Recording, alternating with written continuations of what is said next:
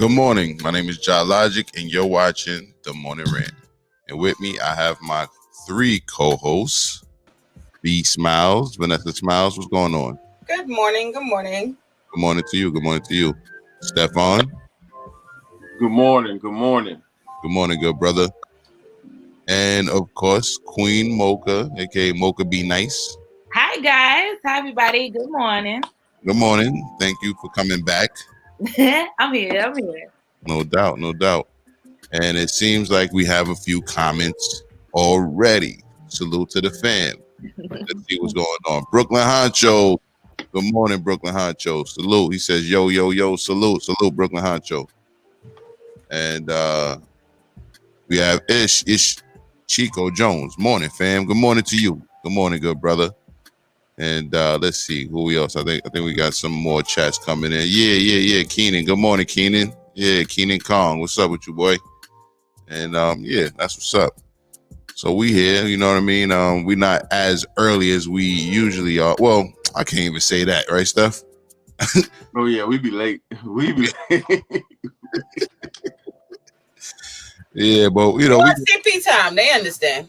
Yeah, we're gonna get it together. I predict that by the time we get into this fourth quarter of the year, aka the second season of the show, I predict we be on it. You know what I'm saying? But for now, we definitely in our pilot season still.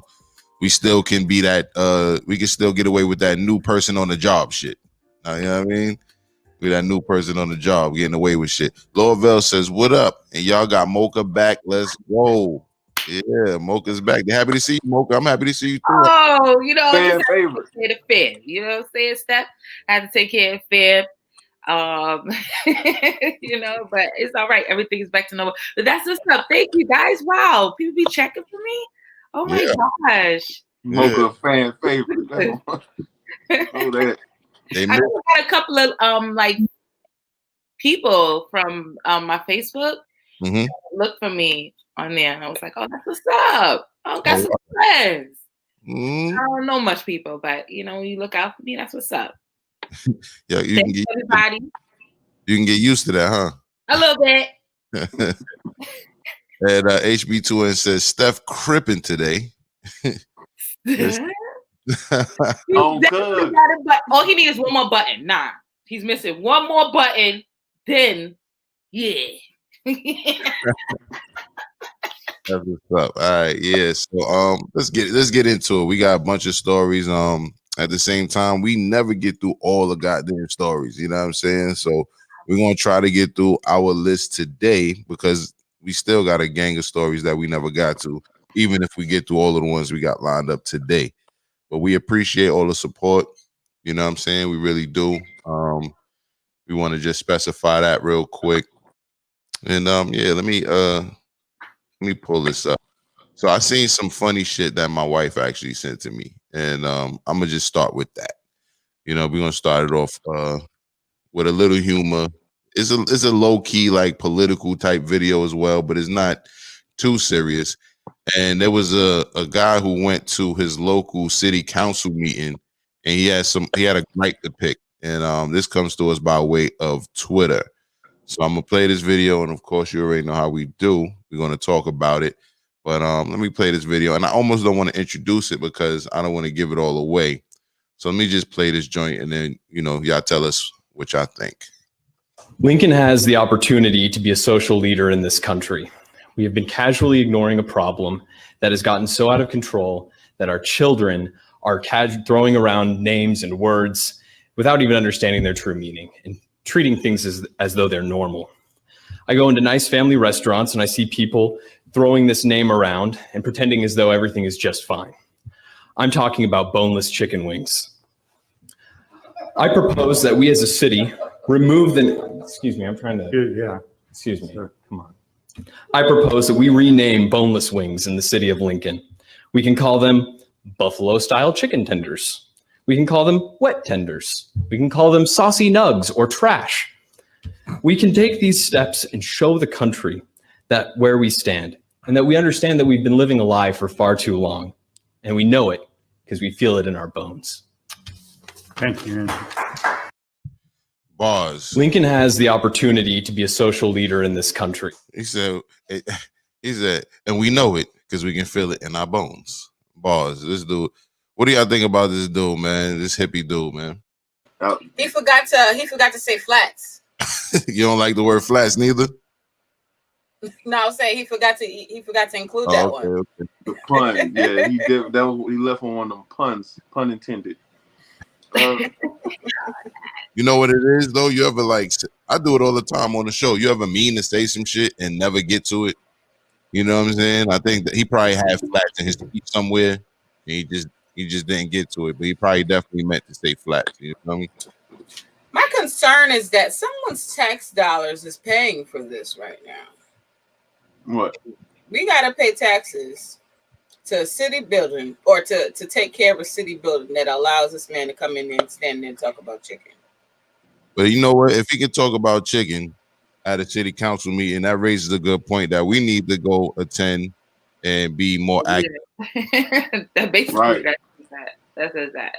But basically anybody could get in there. Basically, you talk about chicken, really? But isn't this is in Lincoln, Nebraska? Is that correct? He said Lincoln. I don't know what part of but you might have more knowledge. This got to be Lincoln, Nebraska. And you say that because it's out there it's out there and there's nobody in there. I don't think that anybody in New York, nobody in those chairs. Right. I don't think that they could he can't pull this off in New York. We got too much shit going on for this nigga to think he gonna go to the city council in New York City and talk about chicken wings. They would throw his ass out in a minute. Like, we got potholes to worry about. Like that. Yeah, I ain't gonna. We a little bit more strict in the city. They definitely probably would have put him out. Let me go to the comments real quick. Laura Vell in the league says, "What up, y'all?" Oh, we read that one already. Virginia Slim says, "Peace and good morning." Good morning to you, Slim. Yeah, always good to see the homie. Laura Vell in the league says, "This is this is a white with too much time on his hands." And Virginia Slim says, I'm just happy as a black person. I'm just happy a black person wasn't up there saying that shit. You know what? That's a really good point. If there was a black person saying this shit, I would be low key upset. You know what I mean? No, don't be upset. That is our right. Our right is to go up there and voice our complaints and frustrations. Right? That you have every right to do so, man. Like, don't let them don't fall into that. Oh, if it was a black person, I would have been mad. No, because secretly, I agree. They are not wings. They are something else, and we need to stop calling it that. Because, like he said, they're saucy nugs, for sure. But not wings because they come from the breast area, and it is false advertising. It is. And you know what? That's coming from an actual chef. So, but at the same time, Steph, when you're in a restaurant full of white people, do you devour wings? Yeah. Yeah. Mocha? Yes. I love wings. They're the best part of the chicken for me. That and breast. Those are the best parts of the chicken for me. A little wing thing. Oh, man. I don't want them to call it nothing else. I love flats. I love the fact that they call it a wing. It's, you can describe it. You could be like, let me get some wing. Let me get a wing. You say, let me get a nugget. What else stuff they said to call it? I'm not gonna go to Kentucky Fried Chicken to ask for that. I'm gonna say, give me a wing. I'm gonna go to Crown Fried. I'm gonna say, give me some wings. Yeah, but I like the fact that he's focusing on the boneless part because I personally hate boneless chicken. I don't understand it. It's something that's always foreign to me. I don't understand why people order it. It's just not good. So like, I don't want you guys mixing that up with real chicken. So I get it. It's time for us to make the separation. But I agree. But yo, V, the question is, do you devour wings or chicken for that matter in front of white folk? Oh man, yes, I do. Like, I like to perpetuate stereotypes in front of white people, and I love to see them watch. Like, I don't even like watermelon like that. Oh man. But like sometimes if I know white people are watching and I have access to watermelon, I'm gonna just eat it because this is what you think already. Like, even as sometimes like if I'm on the plane, like sometimes there'll be white people around, like I'll pat my head I'll scratch my scalp. Like, I love enforcing these stereotypes. Think what you may of me. Think what you may. Yo, you're the worst. Listen, I'm about to say, yeah, we shouldn't have to censor ourselves because of their racism, right? Like, oh, look at him, another one. He's eating watermelon. Like, people eat water. Like, why we at like people don't eat watermelon? I had we was on a route, right? It was it was when I was a garbage truck driver in the city. We had an Asian woman, didn't speak a lick of English, just came out with a big old bowl of chopped watermelon. And at first I was like, man, I ain't eat no goddamn watermelon, you know what I'm saying? But it started getting hot, and that watermelon was cold. You hear me? It's the only thing on earth that both hydrates and fills you up at the same time. Why we act like we got to be ashamed that we eat watermelon and chicken? Like, just we do regular shit. Eating watermelon is a regular thing. All right, V. I just want to say, like, other races of people, they do not hide their stereotypes at all. I just want to say, I used to work for Carnival Cruise Lines when I lived in Miami, Florida, and I used to have to fight with Asians about bringing their rice cookers onto the boat. They were not allowed to have rice cookers on the boat, and they fought tooth and nail. And it wouldn't be just like, you know, every now and again. No, it'd be like a group of 10 people, and 5 out of the 10 people have a rice cooker. Like, they all got rice cookers for their own particular room. Like, and we were serving rice on the boat, which I didn't understand either. What I was just about to get to that. I'm glad you brought up that y'all was serving rice on the boat, because listen, they knew y'all had rice, but they knew y'all don't know how to make rice right. So they just like how we be with, like, nah, that's white people chicken. I'm gonna bring my own chicken. They was like, nah, that's white people rice. I'm gonna bring my cooker. That's just how they was. Was there enough what they call that, MSG, whatever? Was there enough of that? Listen, throughout my whole pregnancy, I was eating watermelon and chicken wings, barbecue chicken wings at that. And it's a great combination. I never knew. Oh, wow. Oh, my God. I couldn't have enough of it. Your oppressor don't want you to have that lavish lifestyle, queen. All right, I'm going to go to the comments, and let me read some of these comments. Brooklyn Honcho says, did this nigga just say bony chicken tenders? Yes, he did.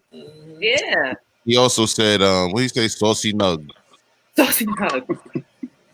He also said saucy nug. All right, King Stowe says, flats aren't boneless, though. What up, True? Yeah, salute to you, man. The Ranters Union is here for you. You already know. Mills Lane says, oh, you had something to say? Nah. Oh, all right. Mills Lane says, chicken titles matter. Laurel in the league says, I love vegan wings. No doubt. Those are mushrooms. Those are mushrooms. They need to be stop calling those wings. Okay, those are mushrooms. Like fried mushrooms, brother. Ain't nothing wrong with that. Yeah. But they ain't wings. Depends on who makes it. It depends, because some people make it and it's really, really not good. But it still reminds me of boneless chicken at the same time. So I used to have this. I don't know if you know Mocha. You might remember this spot. It was a spot in the city. It was a vegan spot called, I think it was V2 or something like that. Vegan 2. You remember that joint, or that one, or the Red Rooster joint? Okay, Red Rooster. Yeah, I remember Red Rooster. Yeah, that shit was fire. All right, Kevin Sales says drop the number. Okay, Kevin Sales, I will drop the number, but don't be surprised if I say drop the Cash App. Okay. What? Did anybody receive a Cash App from this man? For him to be commanding the number so early in the fucking morning. You know what I'm saying? Oh, I think I know who that is. Oh, I see what's going on. Anyway, let me see. Mills Lane says, Kevin Sales, calm down. Yeah, sir, calm down. Calm down. We just opened the fucking show, bro. We didn't even get to know real topics, bro. You know what I'm saying? We just talking about fucking boneless wings, bang. Bang. Virginia Slim says Steph, a rapper and a chef, a garbage truck driver, pilot, bank manager.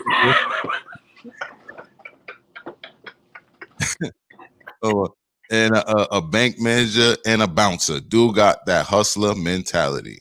Steph, you want to have anything to say to that?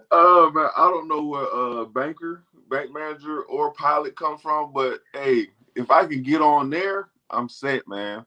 I'm set. All right. King So says, tiny shirt alert. Steph got to return that shirt to the youth department or give it back. I like it.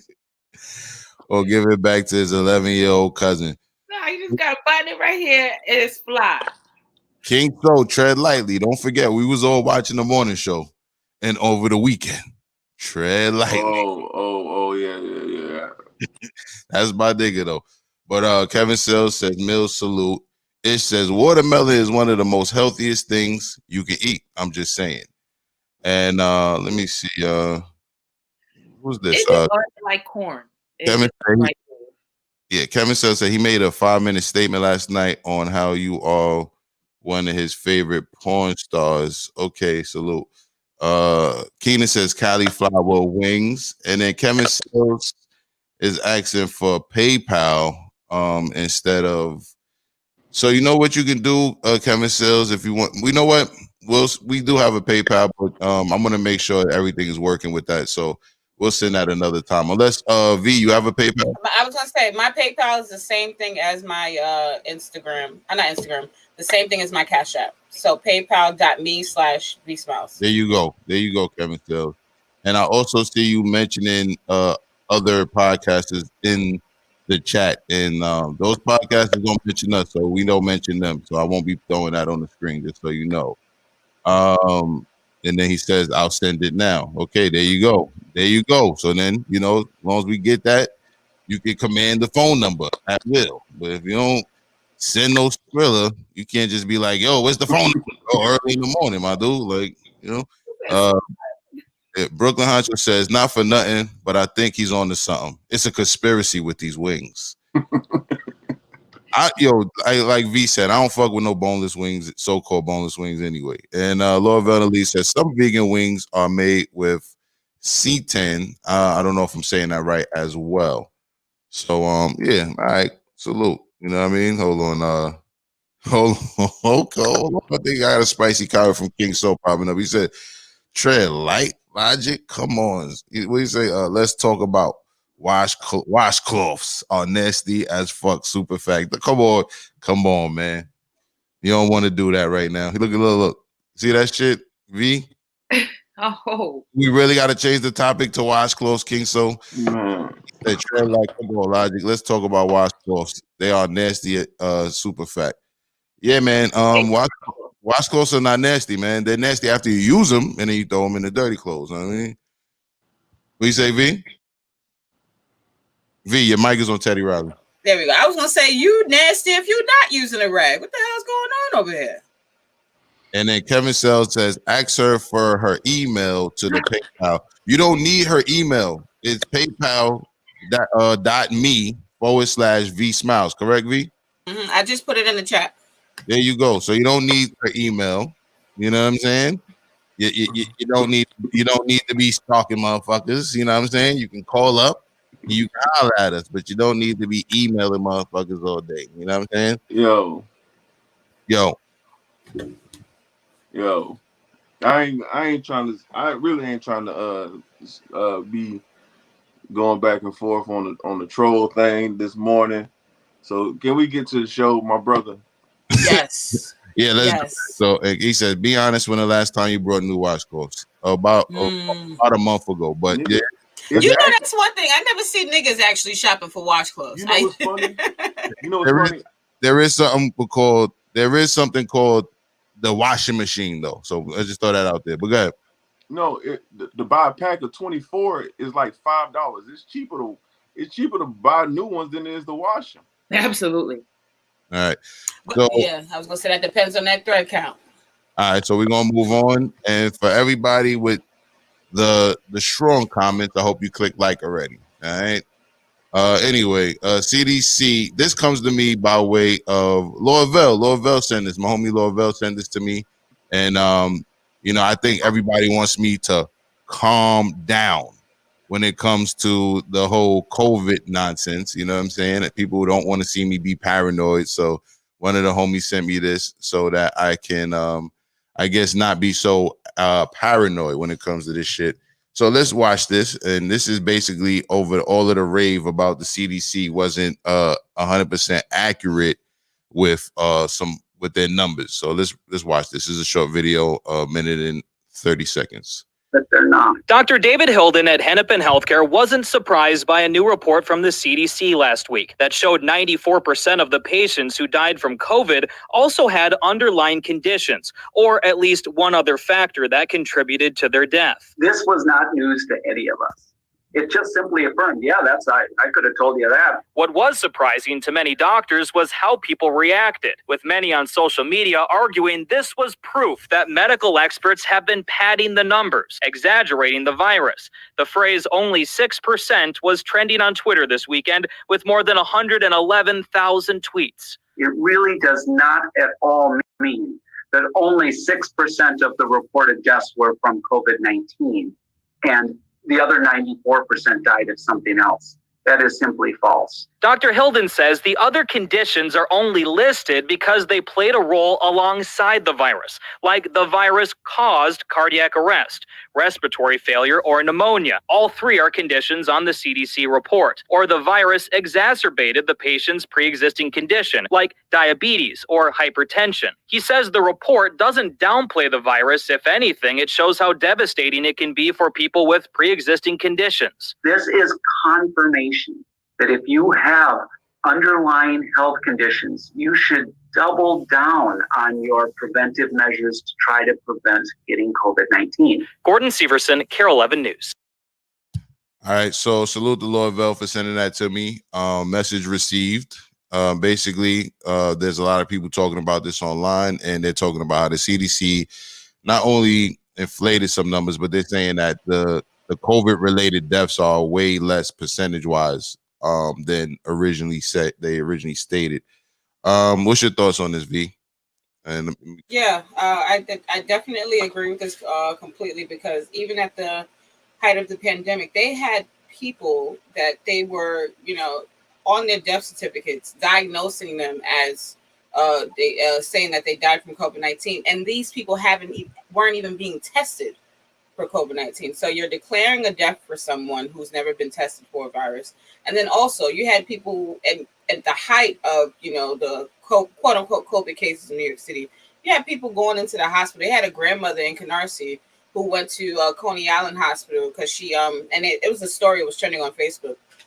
She fell and she broke her knee, and they said that she had COVID-19. And the family was trying to, get her, released and stuff like that. So they was trying to bring attention to the story and stuff. But there was so many things going on in New York City at that time that a lot of people were swept under the rug, health-wise, in regards to that. Mocha? Yeah, same here. I had a friend that they said he passed from COVID-19, but I think the family's trying to see if it was something else.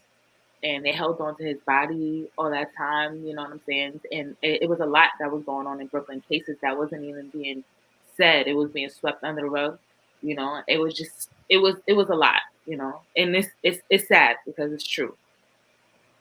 Okay, Steph? No, I'm not going to sit up here and say I told you so, because, I did. I'm not going to sit up here and say I told you so, you know what I'm saying? But logic. What did I say in previous episodes, sir?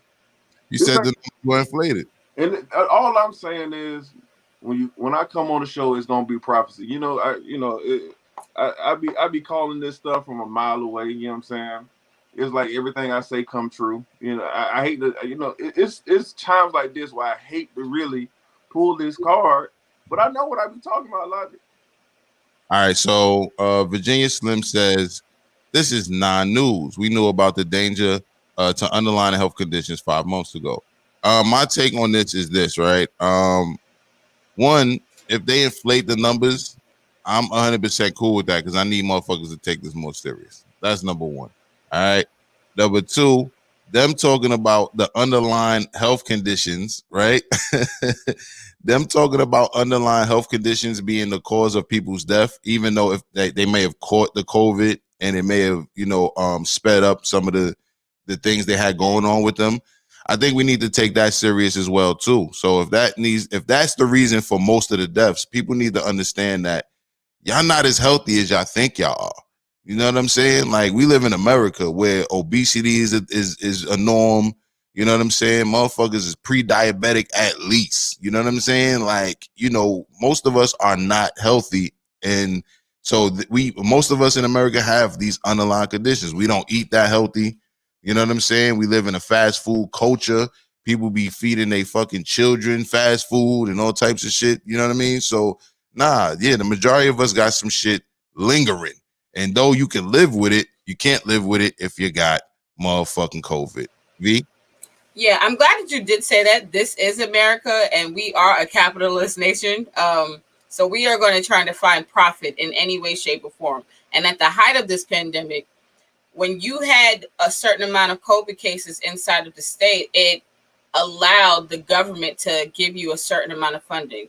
When someone was diagnosed as COVID, now funeral homes are allowed to not only hold on to bodies for a longer time period, they were upcharging families for ceremonies just to deal with COVID cases. They were not allowing people to even visit their families. They were cremating people. Like, there was a whole bag involved in the entire COVID process that was just beyond them just diagnosing people or them helping people in the hospitals. There was a lot of money involved in having a higher number of COVID cases in New York City. Okay. Let me see. If you want to, go ahead, Steph. My fault. Go ahead, Steph. But here's the thing about that, right? I've seen a lot of things in my life. I've never seen a struggling morgue. I've never seen a morgue that was struggling. Right. They were coming up. They were coming up even more during this time. Like, you're right. There's never no such thing as a struggling morgue. You're right. And that was prime time. Even there was I don't remember the name of the funeral home, but it's in Crown Heights, and he was on Vice. Vice did a story on him. And he was saying that he had caught COVID himself, and he took off for 2 weeks. That he came back to work, but because of how much work that his home had to do, he kept going. He kept still burying people. Him having COVID himself. I have to find out the name of this. All right, we have a call. Good morning, caller. Hey, good morning. What's up? What's going on? Is this Labuto? This is Labuto. How you guys doing? We're good. Good morning to you, sir. Morning. Hey, I was trying to send over that PayPal. Kevin and Sales is my YouTube channel. Hey, last night we had a little bit of snippet about Kevin Labuto. Yeah. I heard the situation last night. Yeah. And you never not once said Rant Network, Smile 69 Network, the Morning Rant. The Rant is Union, so you can't come over here promoting channels if you're not going to promote us. I just want to say that. Oh no! No problem. Yeah, definitely. Like I said, the whole idea is for Vanessa to come on our show tonight. So Shay, Vanessa's right here right now. So how about you? Your show, absolutely. How about you come on this show and talk to Vanessa like right now, or let's do something tomorrow? Okay, tomorrow. Yeah, can you cam me up tomorrow? As long as Vanessa get that PayPal, I'm cool with that. I'm trying to send it over, but I don't know how to do that PayPal.me. All I know is like the email address. Okay, I'll try to figure it out though. We'll work that out. But what do you got to say about this this situation right here with the COVID numbers being inflated and all that? Well, remember, man, a lot of that stuff is just data entry. A lot of that is all they do that for like metrics purposes to justify. I guess like to justify like. So I hear they want to give out a lot of vaccines, right? Mm-hmm. I guess the only way to justify giving out vaccines at a large scale is to say, well, look at these numbers, look at all these numbers, and you never really know what is in that vaccination. And I feel like for the powers that be to justify, their ultimate plans. I'm calling it conspiracy theories. They need data to support their claims.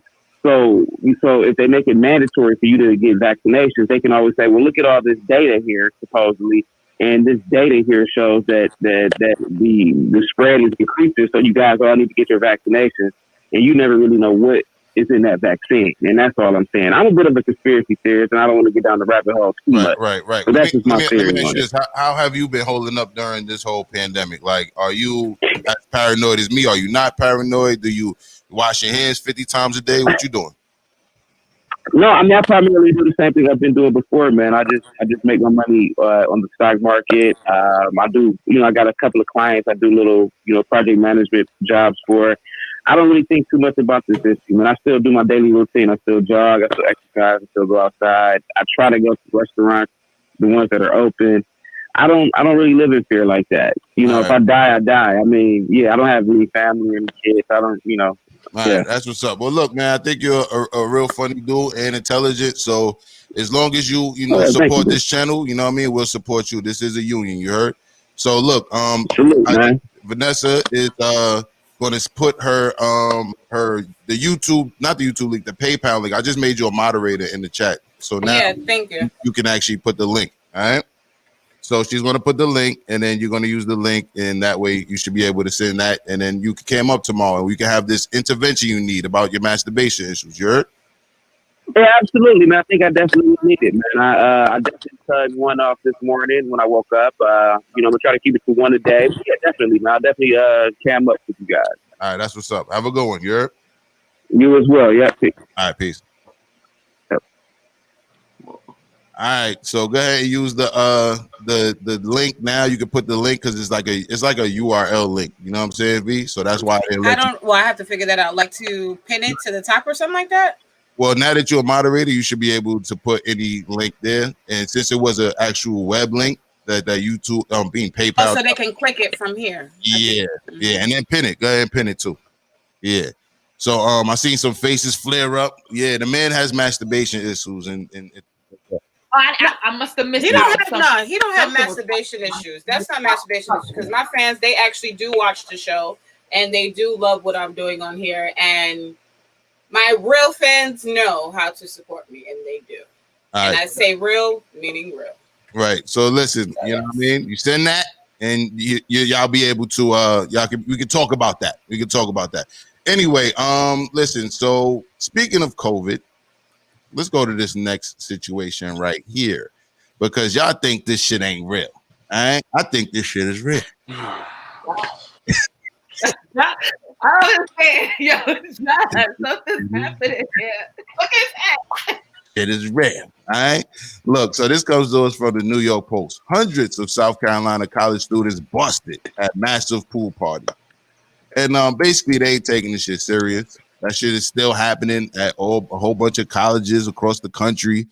Remember, we did a story earlier in the season. I'm gonna call it the season because we're gonna get into our second season after when we get into this fourth quarter of the year. Anyway, and I'm gonna kind of skip to one of the related posts, which under it was matter of fact. It's not there anymore because I waited too long to tell the story. But there's another college where they tested some 1,200 students that were tested positive for COVID. You know what I mean? So this actual article says hundreds of partygoers crammed into a pool area near University of South Carolina over the weekend in violation of coronavirus rules. Authorities said the Columbia Fire Department said it broke it up a massive bash around 6 p.m. Saturday after receiving calls from concerned neighbors.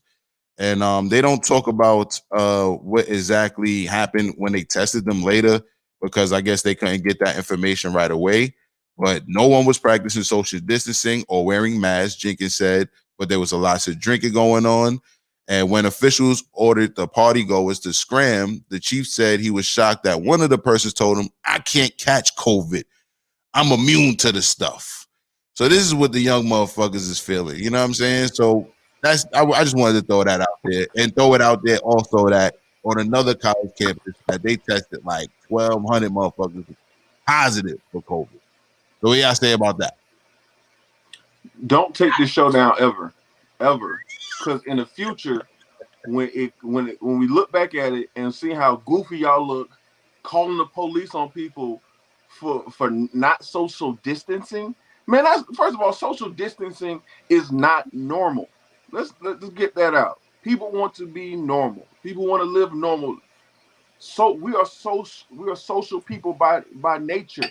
You go back to the Bible. God made Adam. He seen that he was alone. Seeing it was not good for him to be alone, so he gave him a helpmate. You see what I'm saying? It was never meant for a man to be alone. So now we're supposed to be socially distancing. That don't even sound right. Social and distance. That sound backwards. It's an oxymoron, literally, in the name. Right? You want to wear a mask? Okay, cool. But let's not act like the coronavirus is somehow more potent than the flu. All right? And if these are precautions you want to take, these are precautions you should have been taking. All right, Mocha. I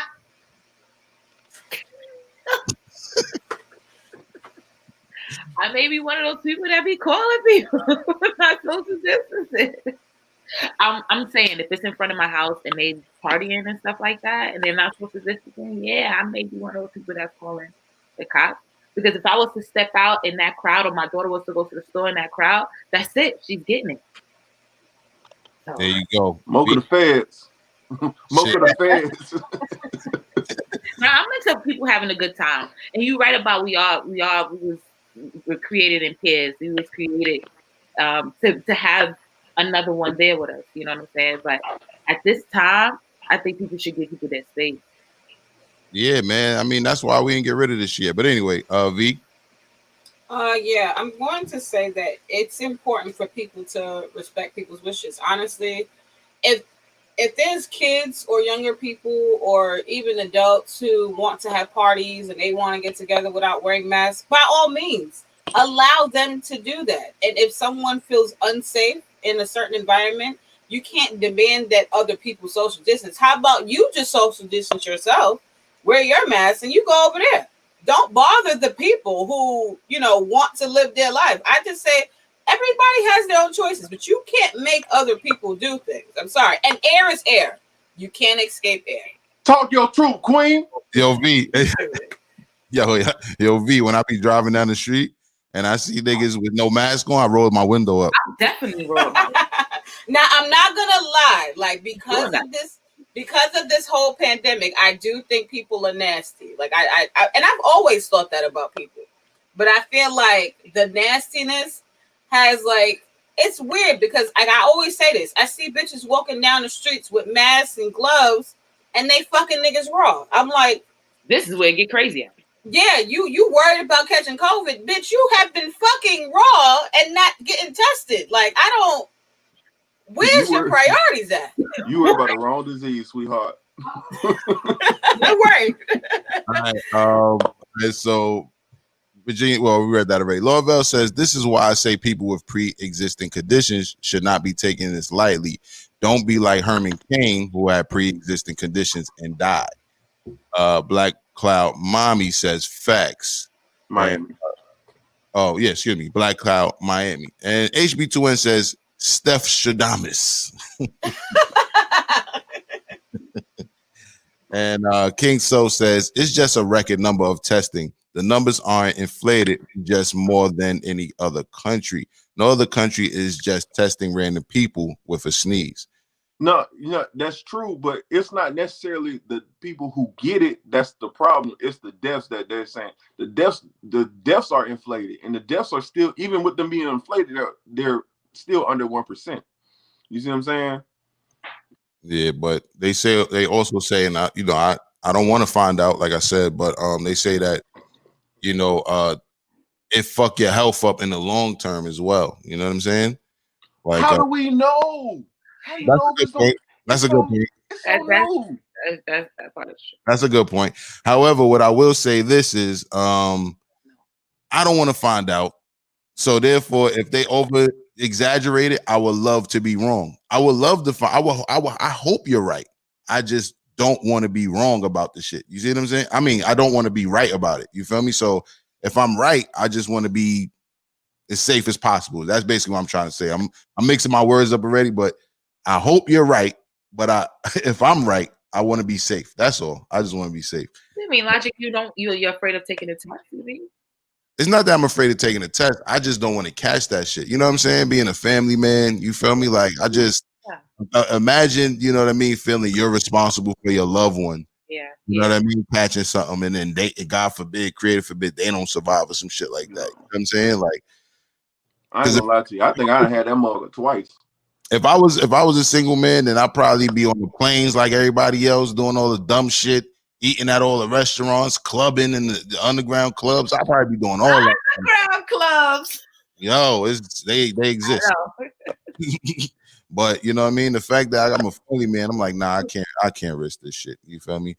Mills Lane says the media is gaslighting COVID, whether for their own good or to raise awareness. And let me see. Virginia Slim says, what does the panel think about the Rona affecting our community at a rate higher than non-Black people? I think, me personally, I think that's because of the disparities in our community. We don't get treated the same when we go to the hospital. You know what I mean? We don't have all of the same resources in our community. So I don't, and then you know, we eat what we can when you're in poverty too.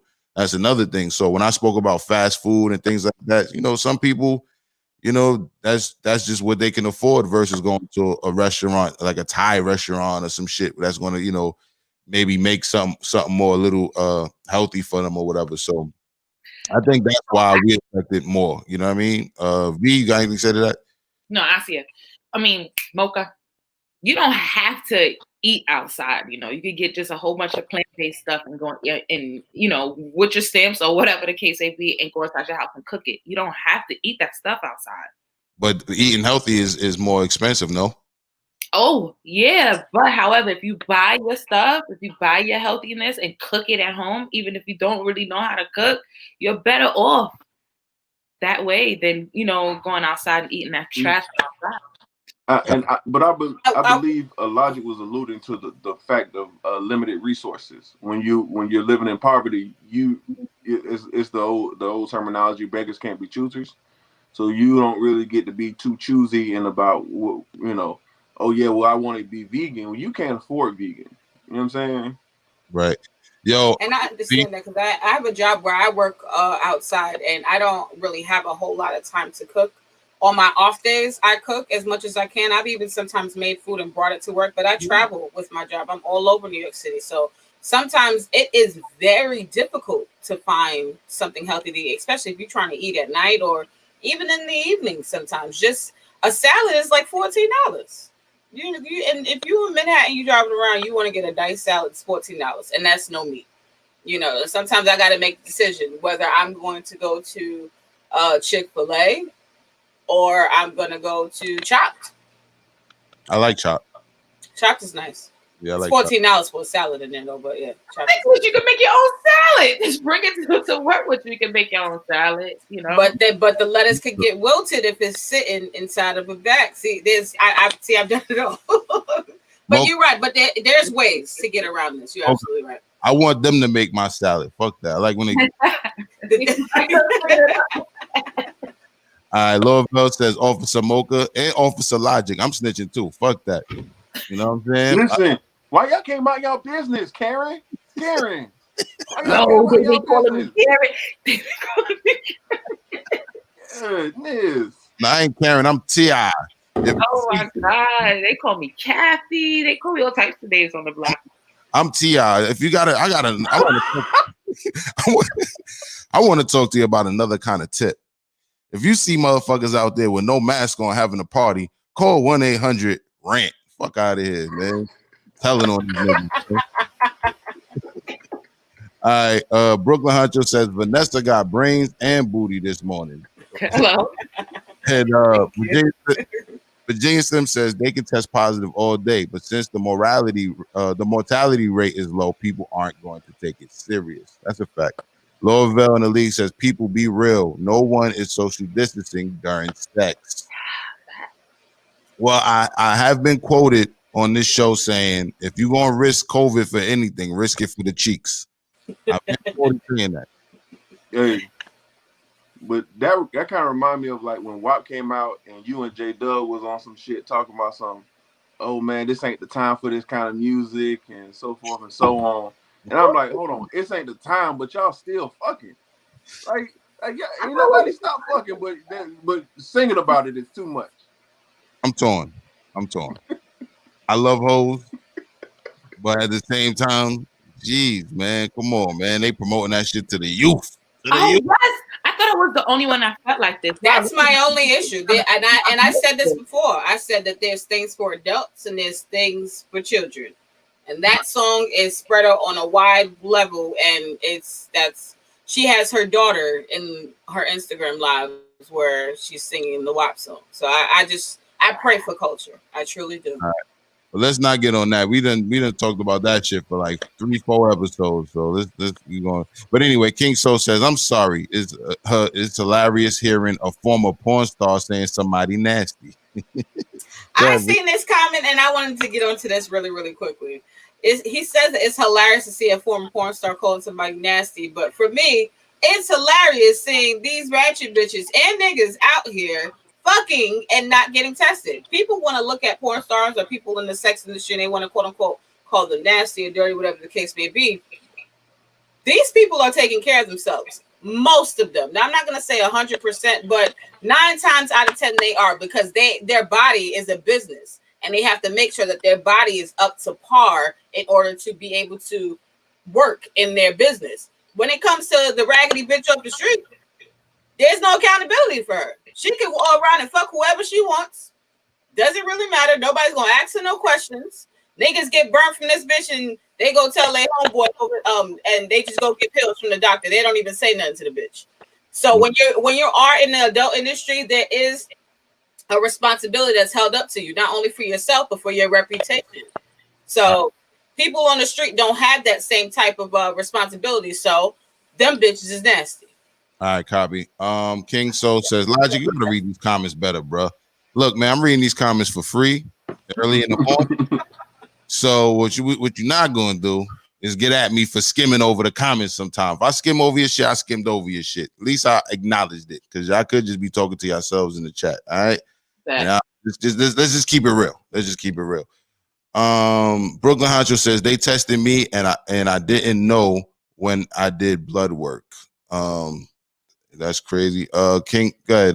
So they do. I didn't know that they do COVID testing blood wise. I always thought it was a swab up the nose. Brooklyn Hunter, you want to respond to that? Let us know something. Yeah. King Soul says water, lime, lemons, zinc, olive leaf extract, iodine, and add these to your diet. You'll be all right. We're not promoting no pseudoscience here, King Soul, but it's just a good idea in general to be healthy. You know, how about that? Let's just be healthy in general. You know what I mean? Those things, I will say this, those things won't hurt. I mean, it won't hurt you. I mean, yeah, but it ain't gonna cure you either.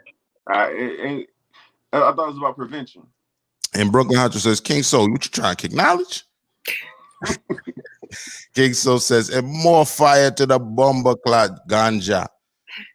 Yeah, I mean, I seen them bullshit ass articles too. Oh, cannabis heal you and all that. Listen, I'm gonna tell you like this: if the cannabis could do anything for you, and I stress if, and I do smoke myself, it's not gonna heal you from smoking it. You're gonna have to be able to know how to infuse it with your coconut oil. You're gonna know how to extract it with overproof vodka or some type of whiskey and add it to your tonic like I do. You know what I'm saying? You're gonna have to. What? Yeah, I have a little bit of CBD in my tonic. You know what I mean? Yeah, I use hemp in my tonic as well. You feel me? So, yeah. And mind you, let me tell you guys something. Y'all like that so-called loud and all that, which is just female plant. And it's the reason why it's loud compared to what you were smoking before is because y'all was smoking before what we was known as CBD, which is the male plant. The male plant is high in CBD and very low in THC. Now, with that being said, the THC is the hallucinogen property. That's what gets you high. The CBD is the actual property that promotes health. So if you get the Reggie and you use that for your food, yeah, infuse that. You know what I'm saying? Infuse it with CBD. The THC don't got nothing to do with your health. That's all hallucinogen. You know what I mean? Yeah. So and King Soul says, you already know Brooklyn Honcho. Laurel in the league says, why not have prep meals? Come on. Virginia Slim says environmental factors and stress also fucks up your health. That's a fact. Redemption Song 76 says salute to you, Union Rep. HB2N says true. And then says porn stars have to stay clean. Keenan says blood work for COVID test ? HB2N says I've had 2 COVID tests, both mouth swabs. King Soul says pseudo. Wow. Virginia Slim says I thought we can survive with just air. Schoolboy was telling us about how a conscious motherfucker was talking about you ain't got to eat, just breathe the air and you be all right. So hold on, my fault, Steph. Go ahead. It must be noted that man does not live off bread alone, but proceeding through every word of the mouth of God. Yeah, we gonna keep going. I ain't finna preach. We got to download that app, man, for Pastor Steph. Yasin Wilson says, it's aka Sleazy Aki. Yeah, I infuse everything. That's a fact. Brooklyn Honcho said, I did a physical and got my blood checked, and they read my results about sugar, etc., and said I'm negative for COVID. I mean, that makes sense to me. You know what I mean? That they can also look in your blood work too. You know what I mean? That makes sense to me. Redemption Song says, break it down, Ja. You ready? And Laura Lee says, whole temp, my brother, CBD is good for the body. That's a fact. And Virginia Slim says, oh, weedologist ass brother. That would be me. So we're going to get to our next story, which is Trump encourages North Carolina residents to vote twice to test the mail system. This slick ass nigga, man. All right, so the article reads, Washington, President Donald Trump suggests that people in North Carolina should vote twice in the November election, once by mail and one in person, escalating his attempts to cast confusion and doubt on the validity of results. And they quote him on saying, so let them send it in and let them go vote. And if their system is as good as they say it is, then obviously they won't be able to vote. If it is tabulated, if it isn't tabulated, they'll be able to vote. Trump said when asked whether he has confidence in the mail-in system in North Carolina, a battleground state. So I'm not going to read the whole situation, but yeah, what do y'all think about this man trying to pull one over? V? He told him to vote twice. Is that right? That's what he said, to make sure the system, if the system. I mean, not to defend Trump, but I'm just saying, like, you got to see if it works. You know, you can try it out, see what happens. I don't vote, so everyone, you guys know I don't vote. I have no plans on voting. So whoever is planning to vote, hey, why not? If you want your vote to count extra hard, vote twice. All right, Mocha, thoughts? I feel like that is a scam, man. But I'm gonna do it 2 times. I don't trust it. I also don't vote, but still, it's like to do it 2 times. I feel like that he's always into doing something. Man. I don't believe it. I don't trust it. Yeah. Steph. Again, this is by hook or crook, man. By hook or crook. This nigga, any way he can get it, he gonna take it. Dog. And just Vanessa, like, what's the worst that can happen?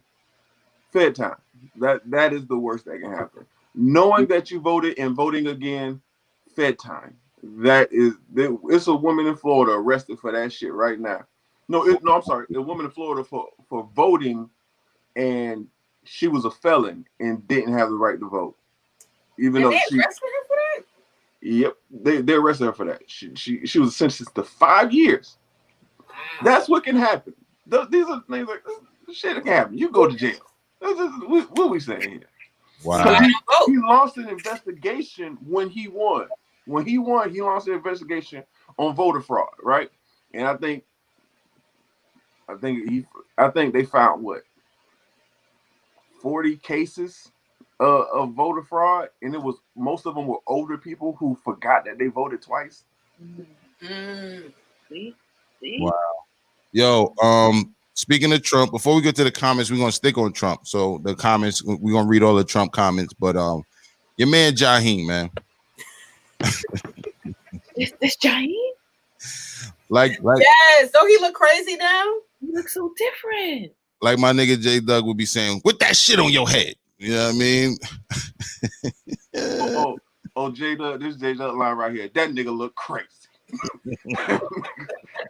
You look crazy. All right, so check it out. We're gonna play this clip, but Jaheim apparently is showing support for Trump. And we're gonna hear what he got to say. Oh. Yeah, let's put your woman first ass nigga. Let's see what he got to say. Let's see what he talk about this Trump. Trump has saved a lot of people, man. Face it, it is what it is. I don't give a damn who don't like it. Do your homework, because I'm going to post some more stuff. I'm going to wake y'all up.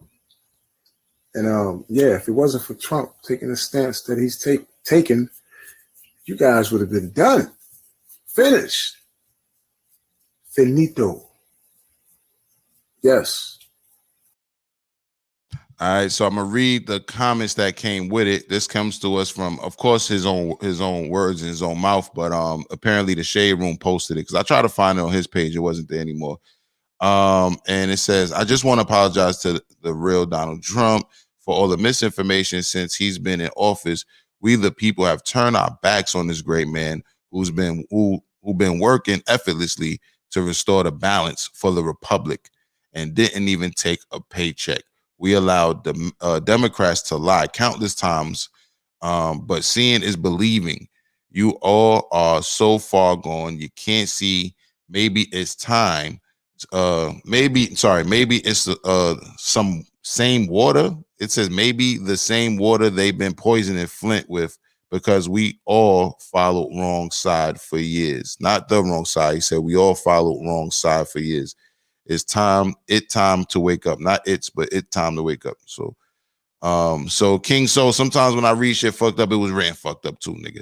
Anyway, we all should be very upset, but it's not time for that. It's time to stay woke and join the fight to restore the balance for our republic for the sake of our ancestors. By all means, we must come from out of this beast to restore the balance for our nation. Stop allowing ourselves to fall into pitfalls and democracy's decision to deceive every individual's to vote for evil. I just put my life on the front line to speak out in favor to help you all. Now you know where my heart is. I'm not one of them. I'll never take money to mislead anyone, for it is the root of evil. It's time to break this spell. Stay focused because real change is here. And there's one more tweet he put out. It says, I already know this is going to set a lot of you free once you do the research, unless you are one of them, ? However, it's really not my concern at this point. I just want to save our future. And if that means losing followers, so be it. I'm used to the masses controlling these platforms. I'm used to y'all throwing shade on me, called crackhead, Uber driver, etc. I can care less what you think of me because I have a real life. I am a force of the most high universal creator. Balance is about to be restored. All the phony people will soon fade away. Again, I do this for you, our future endeavors. I hate the fact that we all were so lost when it came to politics and we just decided to vote because our parents called themselves Democrats, aka Dixiecrats. All that stand for nothing is nothing great for you/me. And those are the words of Jaheim. And V, words from V. Your mic is on Teddy Riley. I was just looking up to see if Jaheim was married or not, and there's nothing on the internet that says he's married. So he's been a fugazi ass nigga, talking about putting that woman first, and I don't really see a woman in his life he's putting first. Good point. On the outside of that, I think that he does make a point when he's talking about our elders who have fought for the rights for us to vote and how we don't necessarily have to follow in their footsteps. I completely agree with that. All right, Mocha. I don't want to say the brother is losing it, but he could just be losing his cool. Like, he haven't made no music. We look at him as an artist. We don't look at him to be taking his political points. I mean, that's his opinion. Everybody gonna have it, but he just went off. And he knows he went off because he was like, well, people's gonna hate me for this. Has he ever did something like this before? Or put his political views in front like this before he put out music? So it's just like, okay, listen to it one side, but they definitely shoot it out the other. I didn't take anything from him. True. Steph, what's your thoughts on Jaheim? I just want to note, right, before Jaheim started to spiral down his this path of crazy, it was right here in Florida, Jacksonville, Florida, the day before when he permed his head before he came and did a show. Where he was opening up for not Earth, Wind and Fire, Frankie Beverly and Maze, right? And by the way, Frankie Beverly and Maze killed it. If you were going to ask, but nonetheless, that it's been spiraling out of control since. It's something in the water here in Florida. He drank faucet water. It got to be. His brother has went crazy. That nigga drank Zephyr Hills. That nasty ass shit. Listen, I'm gonna tell you this now. I'm glad that he brought out the fact he lost all his money and started doing Uber. I'm glad you brought that up, brother, because you did that. We didn't. You say, oh, they've been saying this. No, nigga, you did that. You did that. Then he says, oh, they've been calling me a crackhead. Yeah, was doing crack. What's they supposed to call you? You like niggas is not lying on you, fam. This is what you've been doing. You don't look the same. It's a reason, nigga. You quote my man J Dub. Nigga, you look crazy. Still. And the shit you saying, you not doing it for black people, man. Man. Does Jaheim look like the nigga to read a book to you?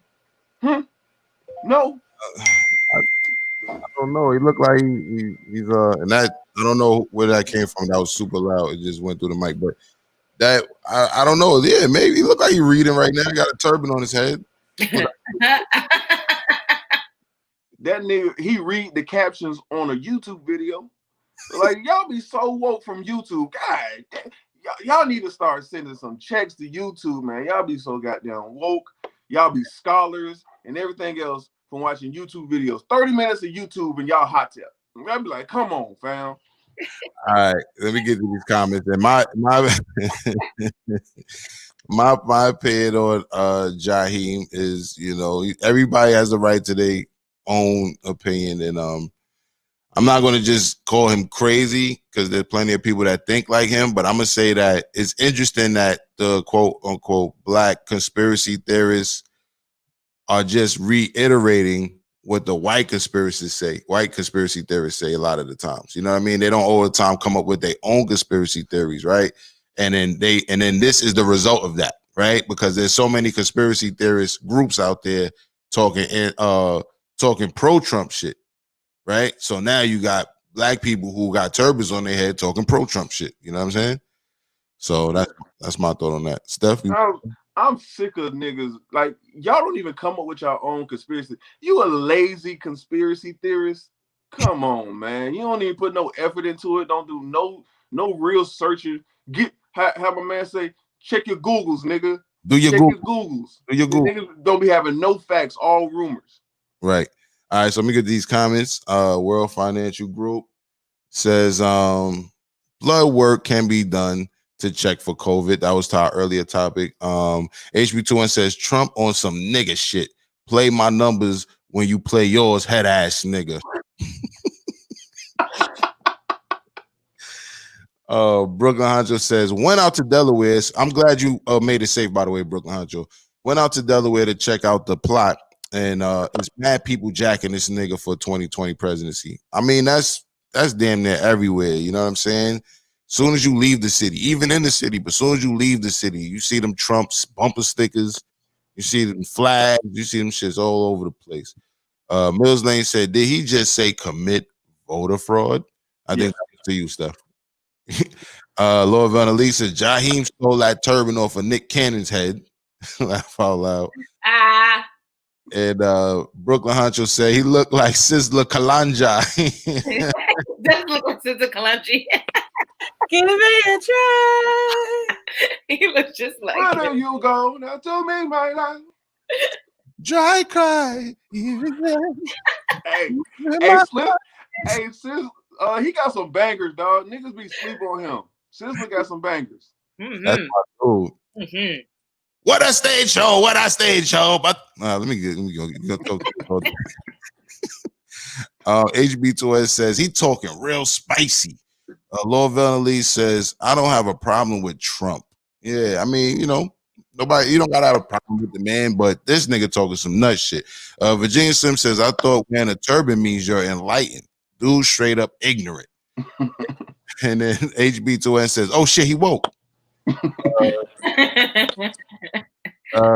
King Skull says, no bullshit. I rock with Trump too. He's been doing a lot that nobody know or really cares about. He's saving babies and getting folk out of jail. Our people gotta wake up for real, for real. Do you know who's really spearheading that movement? Tell him. You know that's Van Jones' movement, right? You know that was his baby. That's what he's been pushing. He's been pushing. It started towards the end of Obama's presidency, right? Mm-hmm. I think Obama did 43 clemencies, more than any president prior to him in history. And then here comes Donald Trump, but the movement is already going. So you don't stop just because the president changes. Like, you know what I'm saying? And it took a lot of smoothing up with him, which you see Van Jones with a lot of Republicans now. And it don't hurt that he had a white wife, going up there trying to get him to sign bills. And he the First Step Act, I believe he signed. The First Step bill. I wouldn't know, but Redemption says exactly, Steph. She says it was the first. It's the first step. The first step. It's not done. He could have did more. He definitely could have did more. All right. HB2N says at King. So yeah, I don't love him, but I don't hate him neither. Yeah, that's kind of where I stand on the shit. I'm not one of those dudes. I hate the nigga, but I'm not impressed. Redemption Soul 76 says, weren't the pics floating a while back where Jaheim looked like an entire crackhead? Yes, he was looking crazy out here. A while back. Did you not see the video? Yeah. Soul 76, you ain't see the video? Clearly. Nah, it was before this video. But hold on, Steph. He looked like he's starting to get his weight back. Let's be real. Give him some props. He don't look the same as he did in them pictures before. Yo, you said some weight back. Yeah, he's still a long way from what Jaheim used to look like. Well, anyway. So y'all saying he's definitely not gonna get his braids back? Is that what y'all saying? His hairline is garbage. His hairline is garbage. It's done. I seen crackheads with their hairline, so I don't know. HB2 says, I don't understand how you can hate Trump but not Obama. Bars from HB2N. That makes a lot of sense as well. HB2N also says, I actually hate Obama. Long-legged, jive talking Barry finesse me for my vote. Twice. Look, man. As far as Obama goes, I think you're not the only one who feel they got finessed. You know what I mean? Out they vote. And I remember when he first won how crazy the streets was, and everybody was running around like he was about to do some shit for them, and he really didn't do much. You know Can I say something too? Yeah, go ahead. You into his presidency, right? Mm-hmm. 2 years later, they lost the House and the Senate, right? Mm-hmm. 2 years into his presidency. And then in 2013, voter suppression laws came into act. They gutted the Civil Rights Bill of 67. You see what I'm saying? The Voters' Right Act of 67. 2013. We realized black people did not talk about voter suppression for a long time. We just wouldn't vote. But then when we seen somebody who could actually do something, right? We went out and we actually got out and voted. We came out in droves, to come vote for Obama, right? And then we slept. We like, oh, Obama, he in. That's it. We ain't got to vote for another 4 years. No, you have to vote every year. Right. We kind of let them down. You have listen. The three branches of government are supposed to balance each other. You're supposed to have. That's why they have three levels. I mean, 3 branches. All right. Executive branch, legislative branch, and judicial. And when when you can't work with the legislator, which is Senate and Congress, Senate and Congress, man, Senate. I'm sorry, Senate and the House of Representatives. I'm sorry, but when you can't work with them, you can't get bills passed. You can't. You have to go through them to get bills passed. Yeah, hence the shutdown. We did have the shutdown happen because they couldn't come to agreement. And then, although we made Donald Trump shutdown seem like it wasn't that big of a deal, prior to Obama, shutdowns hadn't happened in a very long time. Shutdowns are uncommon. Mm-hmm. All right, well, this is the thing, man. You know why I don't fuck with Obama. That nigga bombed the moon. I ain't fucking with that nigga. He bombed the moon. We let NASA bomb the moon, and they distracted us by giving him the Nobel Peace Prize the same morning. Fuck that nigga. All right, anyway. Mills Lane says, preach, Steph. Florida water. All right, Lovell says, dudes be watching Sarah Sutton Seti, Dr. Ben, and think they a master teacher. That's a fact. King Soul says, Moorish Americans are Republicans. They definitely rock with Trump. Y'all got to watch Asir Duke of Tears. Shout out to Asir Duke of Tears. I ain't seen him in years, man. It's a good dude right there. But not all Moors are Republicans. But they do not have, they don't just follow the norm of what, what people think they should do. You know what I'm saying? But not all Moorish Americans are Republicans. To mention, the Moorish Americans do participate in government. They believe in participating in government, unlike some of these other movements out here. Exactly, Steph. Go ahead. I'm about to say, I don't have a problem with Black Republicans. It's just when you're a broke Black Republican, then it doesn't make sense to me. I'm like, what are you doing here? Right. HB2S says Steph only rock with Obama because they look alike.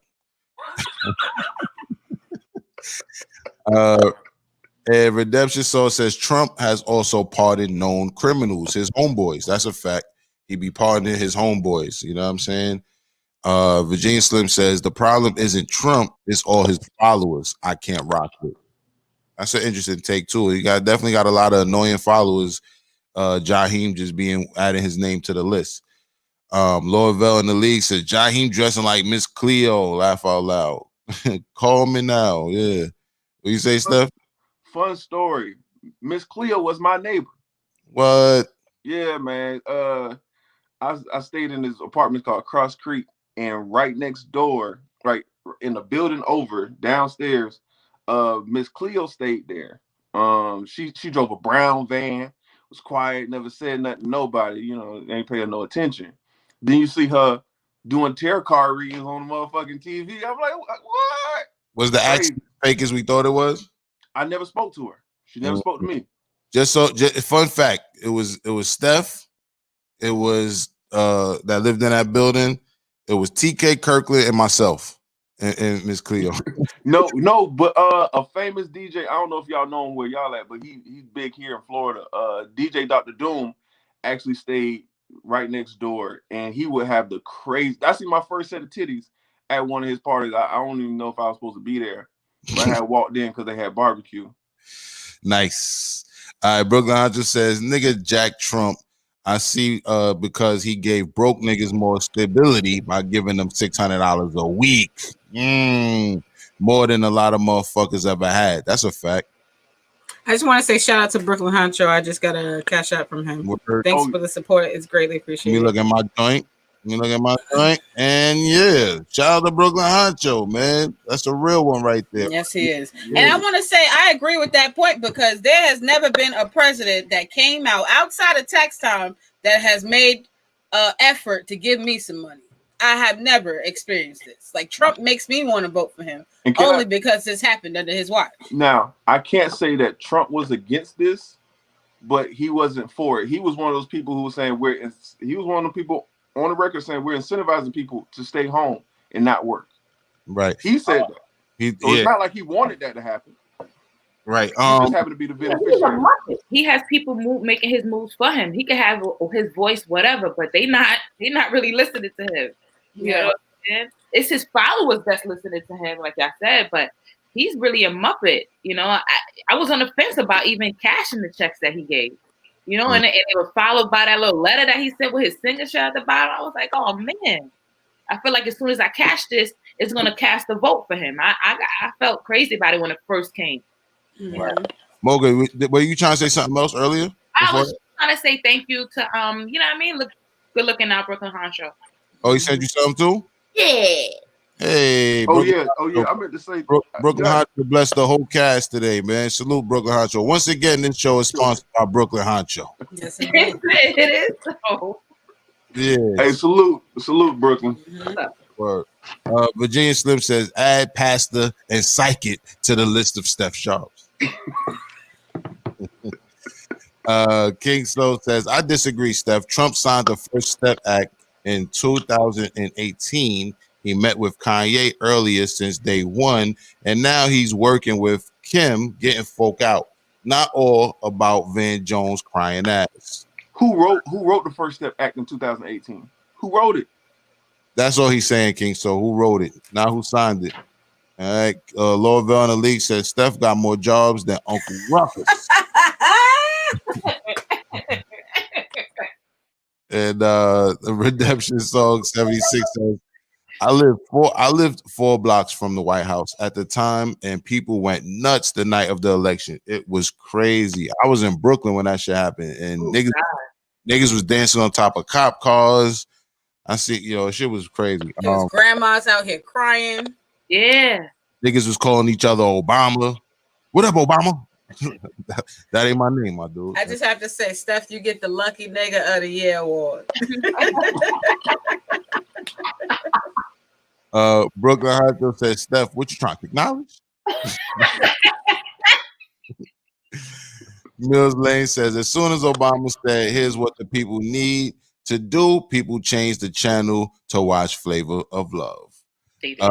Mike from Boston says, shout out to Schoolboy. Yeah, Schoolboy has today and tomorrow, Schoolboy has to make he has some meetings he had to do, so he can't be in today and tomorrow. But he was here yesterday for the first half of the show, and definitely shout out to Schoolboy. And while you at Mike from Boston, go to one of the earlier episodes, look up Schoolboy's Cash App and send him something. Let him know it's real. Virginia Slim says, I voted for Obama because he's black. I ain't gonna lie. Yeah, I mean, let's keep it real. That's why we all did it. I'm about to say, around the time he was running, I was 18. I didn't know much about politics. I didn't know his policies. Yes, I voted for him because he was black. Absolutely. I'm not apologetic about that. We don't have to be apologetic about it. If we had more black representation, we wouldn't be freaking out every time we seen a black candidate. That's a fact. HB2N says Schoolboy in court fighting against a $5 increase in child support. HB2N said, I knew he stayed in the apartment. All them incense was to cover up the ganja smell, so people don't kick in that door. And King Soul says, not just his homeboys logic. He just pardoned Alice Johnson last week, Angela Stanton, Tanise Hall, etc. Okay. And World Financial Group says Trump did not want to give a shit, and Obama gave checks for years due to the housing crisis. Unemployment was automatically extended. Yeah, unemployment was extended around that time too. That's true.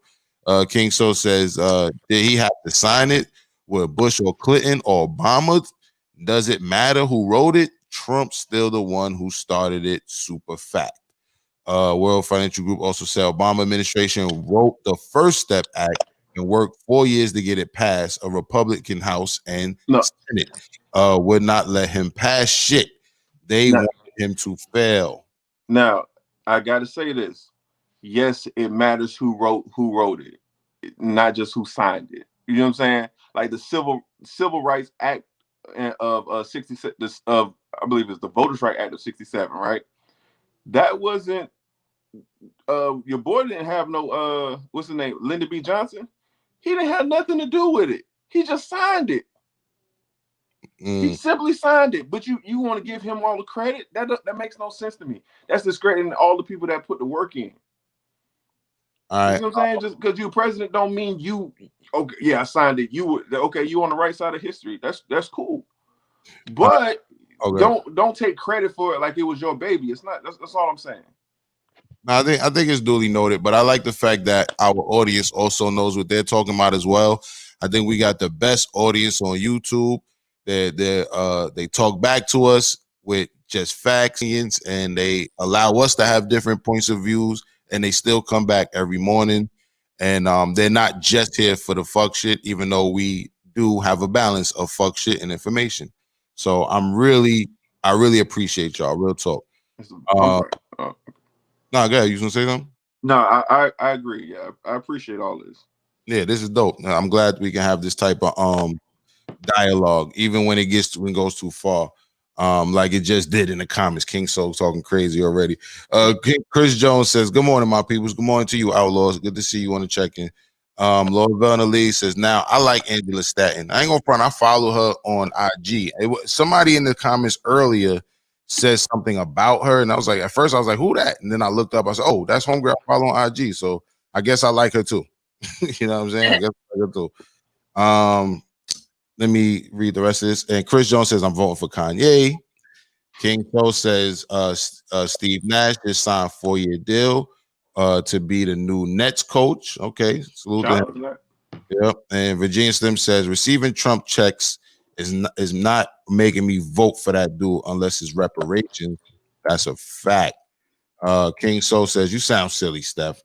All right, man. Listen, that's what I'm talking about. You know what I mean? We don't mind the banter, you know what I mean? But at the end of the day, let's show some respect. But King Soul comes back, so we know where he's coming from. So it's all good. With that being said, we just went in a little long on politics, so I feel like the next story we have to go to this situation right here. We never spoke about this, and basically at the end of last month, there was a anniversary march on Washington, and I think this should be noted. And this comes to us from the Atlantic. And they have some photos from the march. And I'm going to read a little bit of it. On Friday, tens of thousands of people gathered from across the country to the Lincoln Memorial on Washington, D.C. on the 57th anniversary of the historic March on Washington for Jobs and Freedom to continue rallying for social justice issues in the United States. The march organized by Reverend Al Sharpton and the National Action Network was called the Get Your Knee Off Our Necks Commitment March on Washington and featured speeches from the steps of the Lincoln Memorial, followed by a march to the Martin Luther King Jr. Memorial. And as you know, I always know somebody who was there. So right now, my homeboy can't cam up, but he's actually going to be able to speak to us about his experience there. So we're going to talk to my homeboy, Radar Van, Wu-Tang Clan affiliate from the group Raw Breed. Salute to you, hip-hop artist, hip-hop aficionado, Radar Van. Are you there? Yo, peace, man. What's going on? Peace, Lord. How you doing? How you doing? Early in the morning, man. I should have got up more earlier and started my workout, but I said I'll rock with you, then I'm gonna get busy. All right, that's what's up. And Radar Van, salute to you for always, keeping your health in check and all that. I mean, I remember we was in the Bay Area together and you forced me to go to the gym. You like, yo, Logic, man, come to the gym, man. And we went out, we went to the gym and all that. You were a good influence on my life ever since I was a young boy. So salute to you. I know you actually went to the march and you stayed for the next day and all of that too. Wait, hold on. First off, I'm watching you too, and I want to congratulate you, man. This is a dope show. Big up to your panel. Looks real good, man. Real exciting, man. Congratulations and good looking for bringing me on. Of course, and I appreciate you big time. You know what I'm saying? So let's get into it, man. I'm putting some pictures on right now on the screen of the march, and and during the Million Man March, when they did the anniversary of the Million Man March, we hung out there. I actually did an after party to the Million Man March, and we was there, but I wasn't. That's right. Yeah, that was dope. That was dope. But I didn't get a chance to go to this march, so I'm glad you was there and you always present. Some of them never there, you always there. You heard? So Give us a little no insight to the vibe. How was the vibe here? It looked like it was a beautiful event. Yeah, I wanted to let my 17-year-old daughter experience to be what it's like to get out in the march and see what it looked like. So to be honest with you, I wasn't gonna go, but I said, let me take my daughter. She said she wanted to go. Mm-hmm. So when we got there, it was hot in the mother. Like, man, DC get mad hot as well. Right. But you know, we got out there and black people out there, a few fake white people out there. You know, yeah, it was cool. You know, it was the vibe was there, and I wanted to get a lot of footage. I got some footage, but I didn't get much. Yeah, I'm gonna actually play your footage, but one of my panel members, VeeSmilez, has something to say. V, you want to say something? I was gonna say, like, what made the white people fake? How were you so sure that they were fake white people? Well, thank you for asking me that. Well, see, here's the deal. Rest in peace to George Floyd. Now, if you pay attention and look at what's been going on with us black men, innocent black brothers being killed in the street. Now, here is the deal. Darren Wilson killed Michael Brown, right? Right. So all the time when something go down, you hear about a black man being killed, white people come out and protest. Right. With black people. Right. But on no day, on no time, I would turn on the news and would just see white people out there without black people fighting to stop the injustice.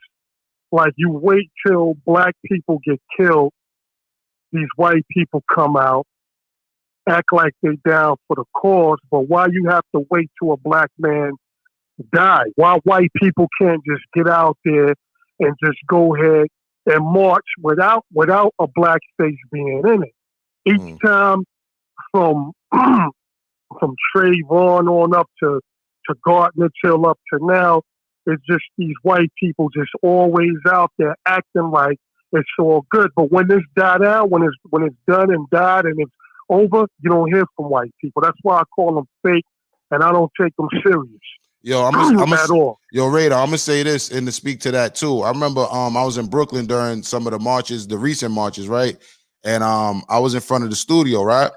And I seen some white people walking down Fulton Street with the Black Lives Matter march, with the Black Lives Matter signs and shit, right? And sometimes I'm guilty of giving white people the head nod sometimes. You know what I mean? You know, the head nod we give each other. Right. Sometimes I give it to them too. You know what I'm saying? So I gave it to them. I figured they got the Black Lives Matter signs, right? I give them the head nod. Them motherfuckers look the other way. I said, look at these motherfuckers, man. You know what I'm saying? She check this out, no doubt. Look at the issue we having out in Wisconsin. Right? Look what just happened out there. Hopefully Jacob Blake can make it through. But look at the fake white people that was out there tearing shit down. Right. Dressed in black. And I seen them in black in DC. Right. Matter of fact, I seen them in black in Oakland when I was out when we was out there in California. Right. They the ones that's out there tagging their names, and then black people got to take the blame for that. So, and also, my fault, Radar. Go ahead. Also, I hear, I hear like your audience and people saying that they okay with Trump. Mm-hmm. Trump says that they're good people on both sides. He did. Okay, so you saying that you now, number one, you know Trump is a son of a Klansman. That's the son of a Klansman. You know his father was in the Klan. That's a fact. So the 600, word to my dead grandmother, rest in peace. I love you, Grandma. Soon as I got the 600, I sent it back. I sent it back. Word bond. I sent it back. So to answer your question, is it V? Miss V, is it? That's VeeSmilez, yeah. VeeSmilez. So to answer your question, when I see white people come along with the signs and act like they all, I done lost so-called white followers. They done get at me on IG. I done put up ill posts. I don't really have time for that. Oh, there's good white people. Oh, there's good cops.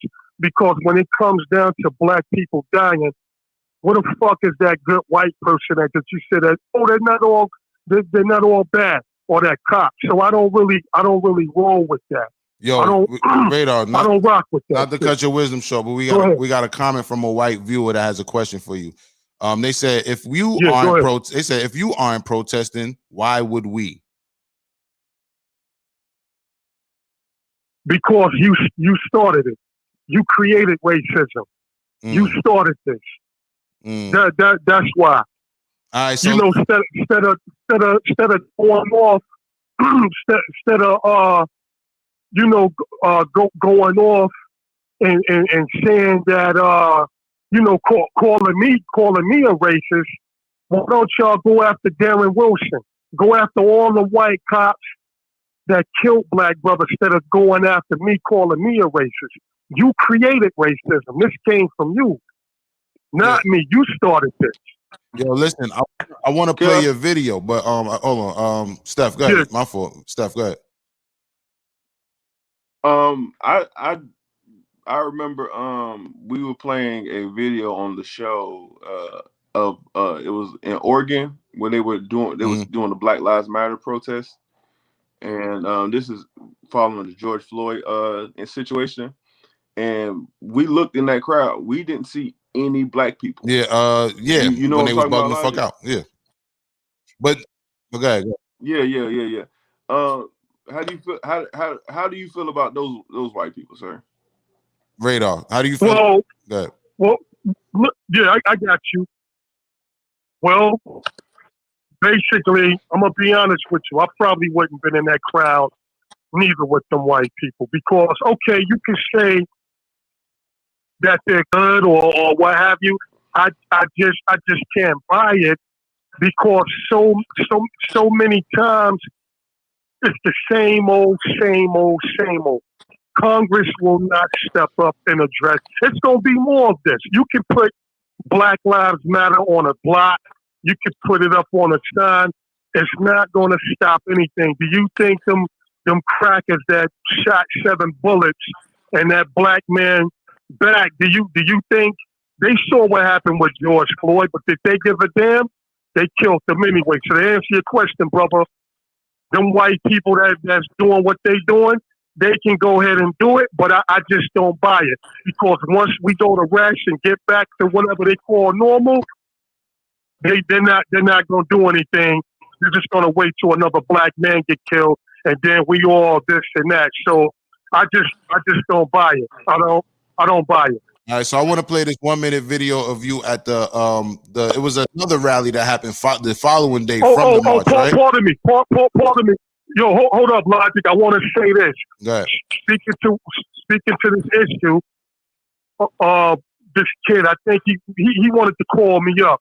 We've been cool for some mad years. I'm gonna go real quick. I just want to say this.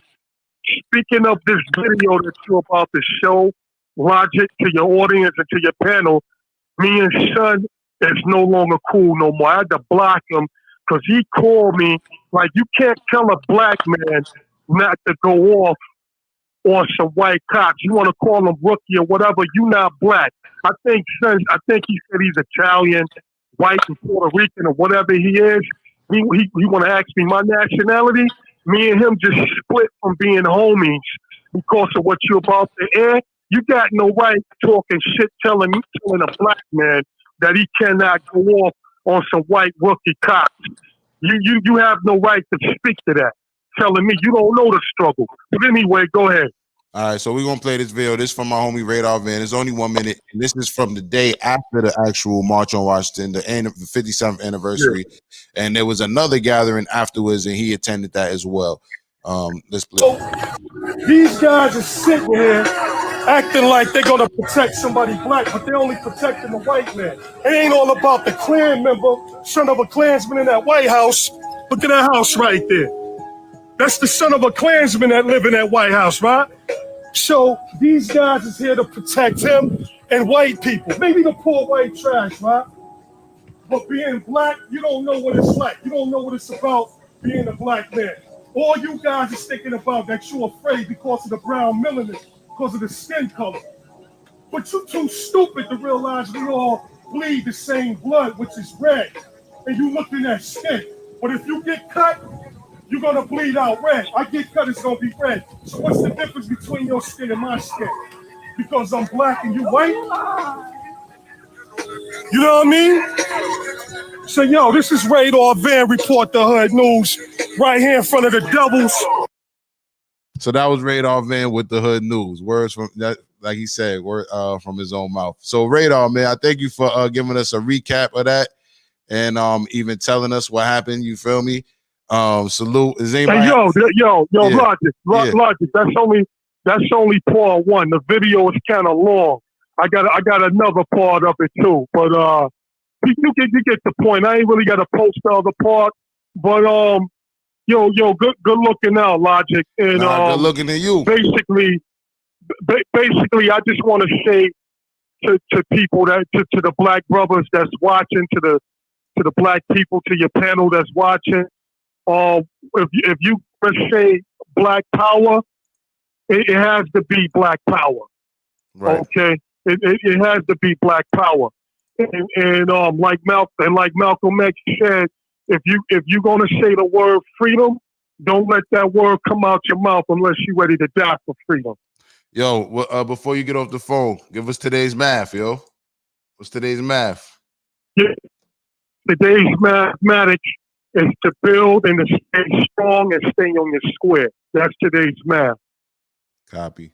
Yo, Radar Van, thank you for calling up. You heard? I appreciate you. Real talk. You heard? Salute, man. Thank you. Big up to your panel. Yeah. Peace. Thank you. Peace. So that was Radar Van, you know what I'm saying? The big homie and shit. And he was at the march and we got a firsthand experience of what the march was like. You know what I'm saying? I kind of want to keep it on the police situation, but not necessarily talk about us dying, because that shit can get a little depressing. You know what I'm saying? Always watching black people get killed by the cops and all this shit. So we got a lot of other shit we want to get at, but like I said, we hardly get to every story, but we do got a whole lot of other stories we want to get to. But we're rearing on the 2-hour mark, and we already past 10 o'clock. And V, what time you got to leave today? I was gonna try to push it to at least 11. All right. So if you can push it, if you want to push it to 11, maybe we can work that out. You know what I'm saying? But let's start with this joint right here. And there's an article that comes to us via News4Jax. I never really heard of this website, but this story is a little crazy. No, that's Jacksonville, baby. Oh, that's Jacksonville. That's straight out the bangle, baby. Ain't nowhere else. All right, that's what's up. So, and I believe this situation happened in Jacksonville regarding a white woman and having dealing with the police. But before we do that, I think we want to read some of these comments. Let me see, because I definitely didn't read some of the comments. They were talking about basketball some of the time, but let's see. Brooklyn Honcho says, "Oh, this sounds real intelligent. Where's the thought news?" We're going to get to some thought news and some craziness too. You know how we do. We got the balance. But I definitely had to give y'all a firsthand account of what it was like at the 57th anniversary of the march. World Financial Group says, currently it's a Republican Senate and Trump that are stopping our second stimulus. Run me my money. I pay enough taxes not to have to stuck up to a president, not to have to suck up to a president for what's mine. Facts. King Soul says, tell Steph to raise a fist like a brother. And if his shirt turned into a midriff, he got to return it back to the youth clearance section. Oh, man, getting at you. You guys you want to respond? Okay. Now, this the same brother that don't use washcloths, correct? Correct. All right. So please in the comments, let the viewers know that you are putting raw soap in your ass crack. That's what just let us know that's what you're doing. Confirm it now. You're just skipping over it completely. That's what we need to know, people. All right, Virginia Slim says, all this marching is useless if we still aren't receiving tangibles. Yo, I agree with that. And Virginia Slim says, call it speaking facts. Let me see. Also, King Soul says, first of all, why are you looking for anything from them? You can't have anything your way. At least stay out there at all. This shit sound goofy. I mean, I think he had a great point because, like I said, I seen the motherfuckers with the signs and they couldn't even say hello. You know what I'm saying? So I think he had a good point when he spoke about false. Logic. Yeah. You be taking it personal anytime you feel a little bit slighted.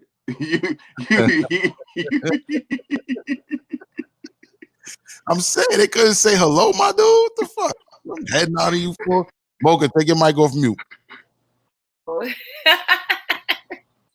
That's what he was saying. He was a little. Listen, but you're right though. They walk when we walk. They don't walk alone. They wouldn't walk by themselves. And when you say black power, you put any white in that black power is diluted now. So. Right. Let me see. And then check this out, man. We shouldn't have to be dying for them to address the systemic issues. So that's another great point he made. Like, we gotta die so you can be outraged or so you can act like you're not part of the problem, but in reality, you still indulge in the problem just on some covert shit. We can't respect that neither. I'm not gonna say all white people are bad people, but white people definitely can't tell us how to respond as a people to our oppression. It's a very important thing that people to realize. I say this all the time, but it's important to realize, not because I see so many people getting mad at protesters. I'm like, yo, the protesters, the protesting is a reaction. It's not an action, it's a reaction. That means that they've already been wronged. You can't control how someone acts once you've done them wrong. You see what I'm saying? Right. That's a fact. King Soul says, play the game, bro. You got to play your position. Pawns are pawns. Rooks are rooks, etc. You're not sounding like a king at all, for real, for real. Virginia Slim says, y'all seen the video that dude got choked out in Rochester? I haven't seen that, but my Instagram is in the comments. If you want to send it to me, send that. Let me see. Lord Vell in the league says, I don't protest, but I'm definitely not protesting with other races. King Soul says, so if this what you are calling, wait, hold on, I'm sorry, I'm fucking it up. So if you know this, what are you complaining about? What the fuck? Shaking my head. I don't think he was complaining. He was just giving us his point of view. So I think you shouldn't be so quick to defend them at the same time, King Soul. You know what I'm saying? It just sounds like you're defending, you know what I'm saying, people, and it's like they don't need defending. They have the power. You know what I'm saying? They don't. But one thing I that did ring true in that video that kind of was glossed over when he said he ain't these police. They're not here to protect us. They're here to protect the white people. They're here to protect everybody else. And that's so true, because we just watched the video where Al Sharpton was marching, the movie Brooklyn. Yeah. And like I said, these people are protesting peacefully, and you got antagonizers from the outside, and they're protesting they're protecting, the police are protecting the antagonizers, not the people who are marching peacefully. You see what I'm saying? Al Sharpton got stabbed, and they protected the niggas who stabbed him. Right. Yeah. So you must keep that in mind. Yes, they are not here to protect you. They are here to protect Whitey. That's just a fact. All right, King Soul says they're only going to protect you once you're in their custody. People don't understand what protect and serve really means. but we know people die in their custody all the time. But I hear you. Keenan Khan says 2 + 2 is 4. Bars. Today's mathematics. From Keenan Kong. Brooklyn Hunter says, Logic, I told you about having company over when I'm not home. They always dropping knowledge and jewels around the house.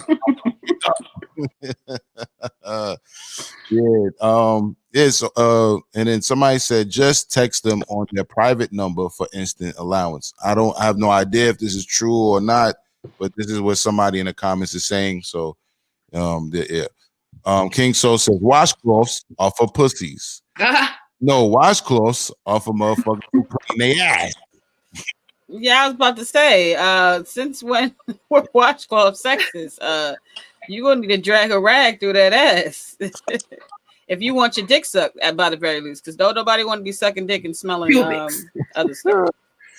Yes. So basically, King, so they don't want to go to your house and see your pubic hairs and your bar soap.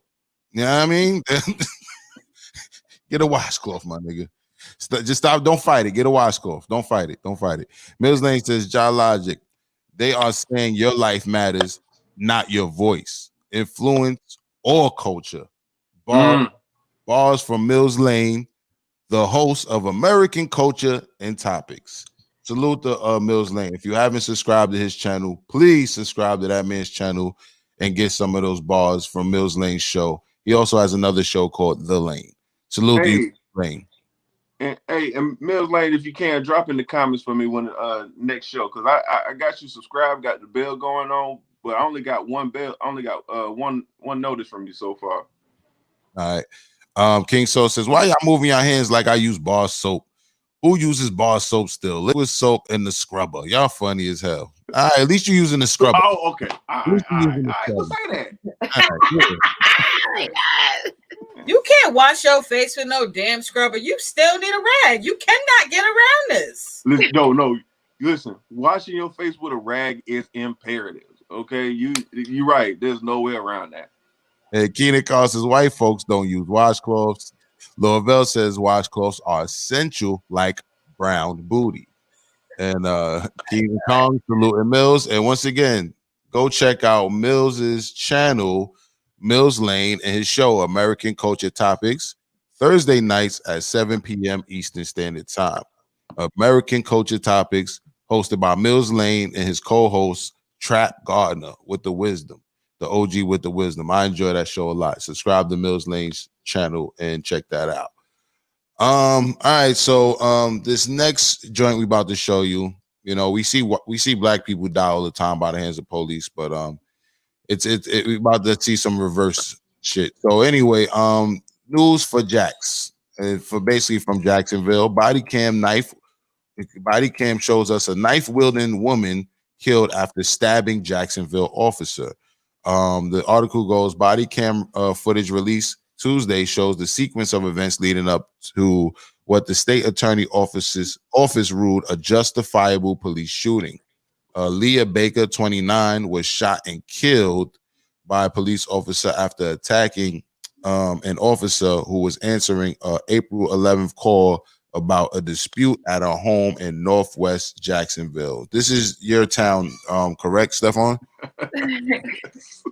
What is Northwest Jacksonville like, Steph? Oh, the North Side crazy, bro. I ain't gonna hold you. I'm a West Side nigga. The North Side niggas crazy, man. Yeah, well, and listen, and if you're from the city, and all the people from Jacksonville that's watching, that the North Side black people get called crazy, and what I'm saying, because there's a lot of drugs and a lot of poverty and stuff going on around there. But we don't call out the white trash people, these white people who are equally as crazy. You know what I'm saying? There's a lot of crazy white people in this city, man. Mm-hmm. All right, well, we about to see evidence of that, and I don't think they show the actual murder. So if anybody doesn't want to see a murder, it's cool. But at the same time, I want to see the white person get murdered, this is messed up. But we always see us get murdered, right? But they want right. Right. But at the same time, this is what's the word? Viewers advisory is whatever, whatever, however that should go. Yo, Ralph, holler at me, man. I need some drops, man. I need some drops, man. I need you to read some shit for me. But anyway, yeah, man. Be advised that you're going to see something graphic. Yeah, let me just say that. All right. So this is the white woman who was killed after stabbing a Jacksonville officer. All right. Your voice, your vote in our democracy. And there they go with the ads. No. Always with the ads. They like, oh, we know what you want to see. We know what you came for. All right. So, but anyway, yeah, here we go. Vote. Newly released JSO body camera video showing a woman lunging at an officer with a knife before that officer and another opened fire. The video comes on the same day the state attorney's office for Duval, Clay, and Nassau counties announced a new policy on releasing body camera video. It will now approve the release of footage from police shootings within 30 days. That's unless the state believes it will hinder a case. In the latest video, the suspect stabbed an officer with a large knife. It's one of 14 police shootings that the state attorney's office recently cleared in the past 30 minutes. News4Jax reporter Eric Avignier spoke with the suspect's mother. Eric, what did she tell you?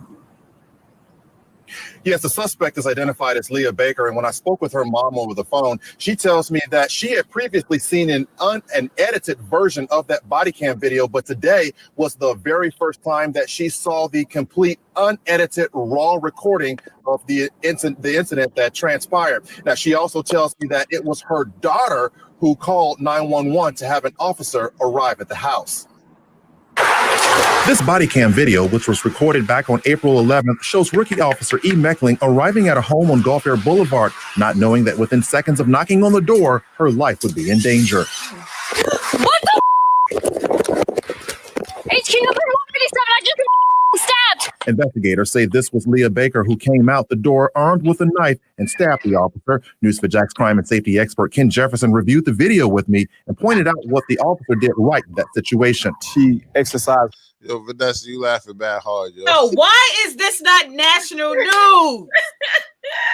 Why is this not national news? I should be able to see this shit on ABC7 in New York City. This is blasphemy.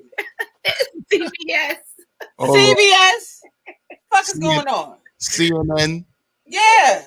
Yeah. Rewind it for you a little bit. Rewind it for you. These white people are getting out of control. They're violent. There's no fathers in the homes.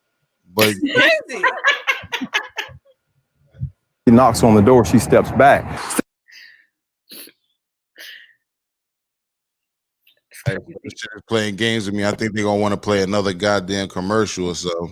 And when black people, we get raw footage. Now we gotta watch commercials to see somebody, you know. I spoke with her mom over the phone. She tells me that she had previously seen an edited. From police believes it will. Latest video, the suspect stabbed an officer with a large knife. It's one of 14 police shootings that the state attorney's office recently cleared in the past 30 minutes. News4Jax reporter Eric Avignier spoke with the suspect's mother. Eric, what did she tell you? Yes, the suspect is identified as Leah Baker, and when I spoke with her mom over the phone, she tells me that she had previously seen an edited version of that body cam video, but today was the very first time that she saw the complete unedited raw recording of the incident that transpired. Now, she also tells me that it was her daughter who called 911 to have an officer arrive at the house. This body cam video, which was recorded back on April 11th, shows rookie officer E. Meckling arriving at a home on Gulf Air Boulevard, not knowing that within seconds of knocking on the door, her life would be in danger. What the HQ number 157, I just stabbed. Investigators say this was Leah Baker who came out the door armed with a knife and stabbed the officer. News4Jax crime and safety expert Ken Jefferson reviewed the video with me and pointed out what the officer did right in that situation. She exercised officer safety, as we see in the video. When she knocks on the door, she steps back. Stepping back provided distance and prevented the knife attack from being fatal. So she could have easily stabbed her in the upper torso, maybe even in the face or neck area. Moments later, the confrontation escalates.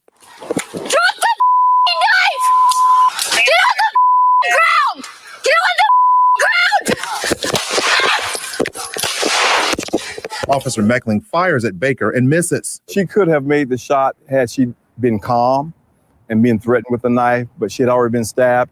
Veteran Officer Sergeant J.C. Nobles arrives on scene to back up Officer Meckling. Then this happens. Get on the ground! Get away from that knife! Sergeant Nobles shoots Baker several times as she ran towards him with the knife. That happened so fast that had he not stopped the threat by firing his weapon, he could have been fatally stabbed as well. So he did the right thing. Baker was taken to the hospital where she eventually died from her injuries. Jefferson says this was an all-around sad situation for everyone involved because it was obvious Baker suffered from mental illness. But in the end, he says officers still have to protect themselves. They took this hoe to the hospital. That she does not condone her daughter's actions, but says at the same time, she has fought different hospitals to get the mental help for her daughter that her daughter desperately needed. Now, coming up at 11, we're going to have more on that body cam video. You're going to hear from our crime and safety expert, Ken Jefferson, on why. Yeah, so there's that. Go ahead, let it out. I know you got a lot. I'm sorry. I'm outraged. Why is she not in handcuffs? Why didn't they put their knee in her back? Why was she allowed to go to the hospital? She should have been taken into the jailhouse first, and then y'all bring a medic there if it's necessary. I think that this is unjust. I want to know this woman's background history. I want to know why the other people in the house wasn't taken out as well. Everybody in the house should have been arrested. This is ridiculous. They handled this with kitten gloves. They allowed her, not only after she stabbed the dude, how do you, all of a sudden, y'all are shooting niggas left and right, and y'all missing now? Like, now y'all know how to, like, miss people when y'all shoot? She got stabbed and had to shoot later. She got stabbed at, like, the top of the porch. Yeah, but like... She went there alone, okay? She was there alone. And then she called somebody, and then they just, when they come to us loaded with people. And they knocking, and they standing by our door. They not knocking and backing up.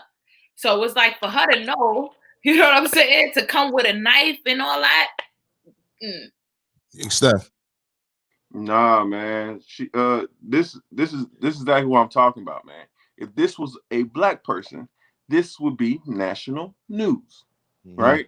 I think we all know that this would be all over, but because this is a white woman and I love my city, but a small market, this barely made the news. This made the news at like 11 o'clock or some shit, right? And like nobody's talking about this.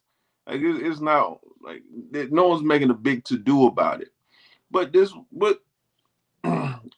they put our faces, us, when I say us, I mean black people, as the people who perpetuate violent crimes. It's just always the thing. Like we just so violent and can't help ourselves. Right. Do you have anything else to say, Mocha? Nah, the fact that they missed when they shot her, that was funny as well. They showed a lot of restraint on this woman. A lot. Because she wasn't even gonna kill her. She wasn't gonna shoot her. Yeah. But she went for the knife again. They let her go for the knife. They let her get to the knife a second time. Yeah. And a third. There would have been a whole bunch of cops on our back. And then a woman, a whole bunch of cops on her back. Come on. And her back. How they so scared? And then she called. That's nothing. You shake it with your gun and you got a little stab wound. A little flesh wound. Little puncture. Nothing major. Yo, if she was black, as soon as she opened the door with that knife, they would have been on her in her crib. Yeah, it would have been man down. That's a fact. Hey, Logic. Yo, you notice that we can't forget the same woman with the knife is the one who called. So you wanted the smoke, whoever was bringing it. Yeah. She was there by herself. She was there to catch a body. Yeah, it was intentional, but at the same time, zoom in. Let's see what evil looks like. No, I want to see what the white woman's face looks like. I don't want to see the knife. I want to see the evil white woman's face.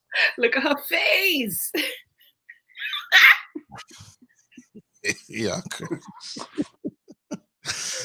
All right. So, with that being said, I'm gonna go to some of the comments. Let me see. Yo, y'all crazy, man. I'm like, I have to be honest. That's not even a really good knife. Like, it don't even look like it's stainless steel or anything like that. Like, that looks like one of those cheap Dollar Tree knives. V, this woman has a couch on her porch. You think she can afford the finer things in life? Seriously, man. V, that is poverty. This woman is living in poverty. White people, they live in poverty, they go crazy. Black people, we live in poverty, we get crazy. That's just the way it is. Yeah. Right. All right. So Chris Jones, he says, "Me too. I want to see white people get man down too for justice sakes." We watched it for research purposes. But Chris, you're on Facebook, so you just went to Facebook jail. I can guarantee you for that comment. You won't. I guarantee you, Facebook is on your ass right now. Hey, bro, I be treading so lightly. I don't engage with trolls. I don't generalize groups of people no more, man. That ain't me. On Facebook, especially when you say something anti-white, you're going to Facebook jail. I'll be surprised if I see you make a post for the next week, Chris. All right, Brooklyn Honcho says, at King So, you heard Vanessa, everyone who likes special attention should use cloths. Okay, y'all still on the y'all still talk about them cloths. Watch it. I want to comment on the cloth thing, man. Damn. All right, go ahead. Comment on the cloth thing, man. Go ahead. I also don't use cloths. What do you use? Loofahs? Hand and soap. Hand and soap. You know what I'm saying? Loofah is for the body, but for my personal parts, no rags at all. If I'm gonna wash my face, I'm gonna wash my face. And if I want to dry it, then I'll take a clean rag. I use rags for like my nose and things like that. Or, but not really on the rag in the personal area part. It's soap to the hand, not a bar soap directly, but it's soap to my hand and lather. Okay, but you say you use cloths on your body though. Nah, I use cloths maybe to dry my face.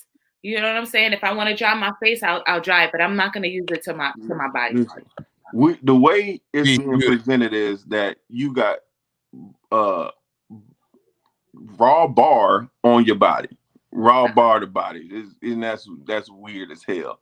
But right? I'm not opposed to a raw bar on my body. Like if it's a real good raw bar, like a oatmeal bar. Hotel soap. Hotel soap. Nah, I'm not doing that on my body. Jail soap. Nah, because when you're in a position that you have to use raw bars, that's the quality that you get. You get hotel soap and you get jail soap. You know what I'm saying? That's it.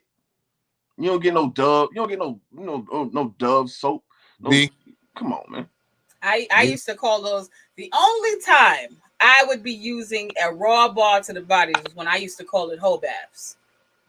I used to call it whole baths. You fuck a nigga, and you don't really, you don't know if, or you have a sugar daddy, you don't know if his wife is coming home at a certain time, so you just want to get it in, and and then get out before she comes home.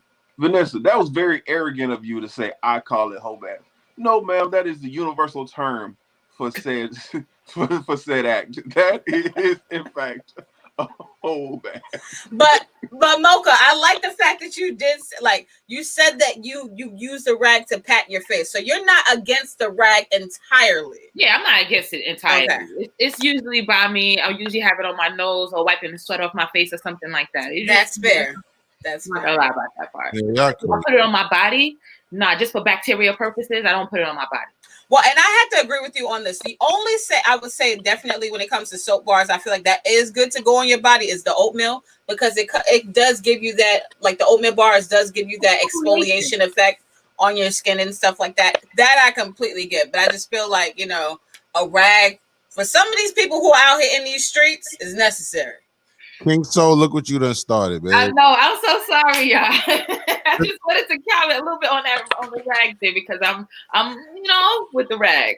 All right. Lord Lee says, never bring a knife to a gunfight, cave beast. Facts. And HB2N says, because they're white. And Lorville in the league says, this just made my day. Millsley says, yes, police do a bad job of showing good police conduct. Yeah. Chris Jones says, especially Fox News, laugh out loud. HB2N says George Foreman looking ass boy. He talking about the reporter, the black reporter. I enjoy seeing the black reporters report on this, though. I don't know about y'all. I enjoy. Because they try to keep us. They try, I enjoyed that. I just spoke with the family, and they said that. I enjoyed that. Laurel says, please bring her up her criminal history like they do us. Word. And Mills Lane said, poor shot. Yeah. And HB2N says she's missed on purpose. This is why women shouldn't be police. I hate to say it. Spicy comment. That's a spicy comment. I have to agree. I don't believe that women should be police officers or firefighters. I don't need. Yes, I completely agree. Because if I'm in a fire, I do not want no bitch talking about she about to drag me out the window. Absolutely not. I need a nigga. Oh, we strong, Ma. We can pick you up. I don't want no bitch picking me up. Absolutely not. Absolutely not. No. Oh man. I can lift you. I can lift you, Vanessa. I promise you. And I could get you out if you need. And if it's a fire inside, and know it's only me to help you get out, I'm lifting you up. And I hope you be acceptable to that. And I'm taking you out. And I want to say something about that last comment before HB2N. Yeah. They were saying that bring up her criminal history like they do us. Yeah. You know you notice how they tried to slide in. She had mental health issues. Boy, I don't want to hear that shit. I don't want to hear that shit. Y'all don't do that with us. Niggas be PTSD like a motherfucker. They don't care about it. We just watch our homeboy die in front of us, and they don't give a goddamn. That's facts. Mental health. They try to say that mental health, so like a little, be a little soft with her. She had a little mental health. Nah, you could tell she was on heroin. Look at her face. That wasn't heroin. The knife, that's a crackhead move. You know what I'm saying? Come on now. That wasn't heroin. That was meth. There we go. I don't know the difference. But you know, come on now. No, we got a boy down here. That's heroin, baby. That's heroin. Don't play with us. We giving it up different. They giving it up out there. HB2N said, in America, you can accidentally kill a nigga, but if you're going to clap a Becky, you better be 100% justified.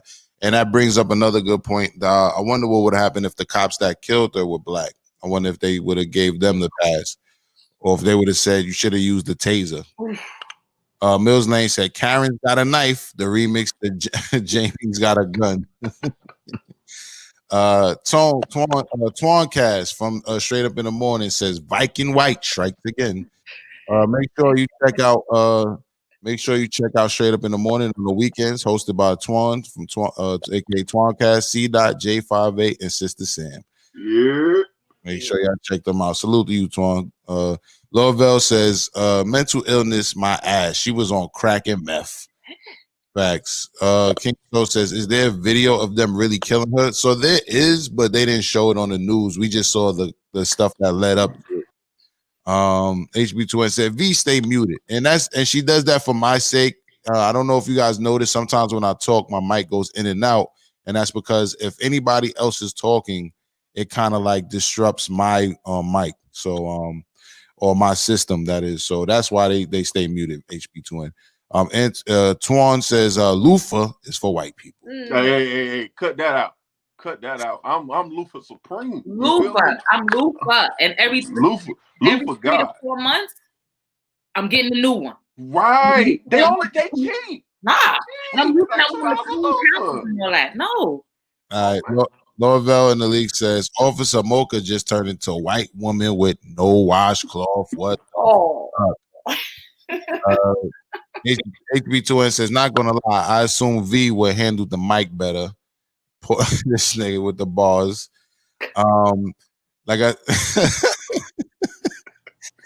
Twan says jail soap is great for washing clothes. Redemption Song says facts, Vanessa. Chris says this really makes me want to be a cop and shoot innocent. Yo, He on his Facebook. Yo, you're deaf. Yo, Yeah. shout out to Chris Jones, man. Shout out to Chris Jones. Yo. And this is why I had to get in that cop's ass who's out here on TikTok, because he's fucking it up. Yo, Chris, listen, I promise you, you're going to Facebook jail. I promise you. Hit me up in the inbox. They let you still use the inbox? Hit me up in the inbox. But you're going to Facebook jail. Ron says, whole bath, laugh out loud, gotta wash the yams. Ish says, whole baths, he laughs at that as well. Kalila says, why aren't we using washcloths again today? No, it just came up. It just came up. King Soul was going in on the comments, and it just came up that the man doesn't use washcloths, as a rebuttal. But no, it's not we that don't use washcloths. King Soul don't use washcloths, and apparently neither does Mocha. She uses a loofah apparently in liquid soap and something like that, and oatmeal soap for the exfoliating. So Lorville in the league says, what about the bacteria in the towel? He's talking about the actual towel you dry yourself with, not the washcloth. Or air dry. Sometimes I air dry if I got the time. If not, I'll pat myself with the towel. You know what I mean? King Soul says, I told you, Logic. Thank you. The queen finally speaks the truth. Thank you. Hold your washcloths up, Miss V. First of all, your washcloth is in the fucking dirty clothes bin, my dude. Nobody keeps the same washcloth that they just wash their ass with. Okay? That's what I mean. Kalila says, I'm late. It's cool. It's cool. You'll be able to watch the rebroadcast, and we still got some show left for you. And thanks for checking in, Kalila. Always good to see you. HB2N says, Mocha, only let that black African soap touch your kitty. In the bar form. In the bar form, or I got the liquid. I make my own. It goes down. And he says, Queen got pubic hairs sticking out the bar. Calm down. I never had pubic hairs. Hey, that's what I'm talking about. And I was going to say, females only use certain types of soaps or certain types of cloths for their feminine parts. Everything is not for everything. All right, so y'all with this washcloth shit. HB2 says, B, keep it 100. She need a nigga with a back the size of a spade table to lift her.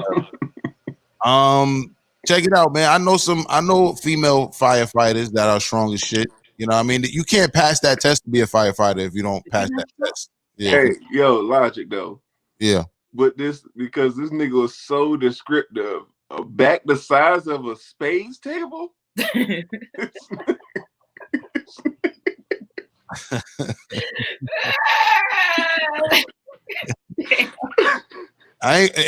is an artist, so yeah, he's definitely gonna be descriptive. Chris Jones says, I use 6 different rags to keep clean. Yo, buy the 24 pack for $5.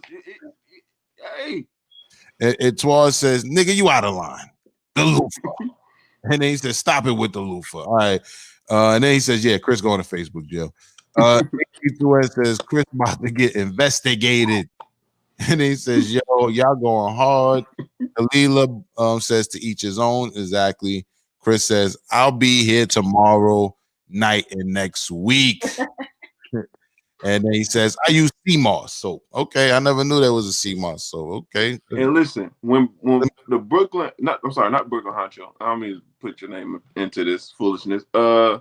When King Soul was talking about not using soap, it was not using rags, he made it seem like it was bar soap, raw bar soap on his body, crack of his ass, on his nuts. That's what he made it seem like. Now he's saying he used a scrubber or a loofah, so to speak. Okay, if you're using that to say that, that's different. Yeah, he said something different last time, if I remember. But I ain't gonna be the one to dig up the past. But if you want to dig up the past, make sure you go check up Straight Up in the morning.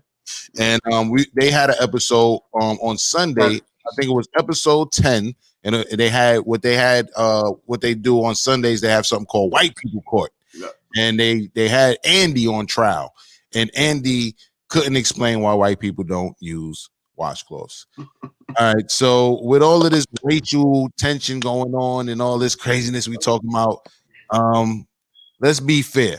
Let's talk about black people fighting on the airlines lately. We got about these stories kind of actually built up in our This actually built up in our group chat. So this is like the third airplane fight story. So we're gonna go through them all, and I'm gonna give you my take on why I think the airport fighting is becoming a new trend.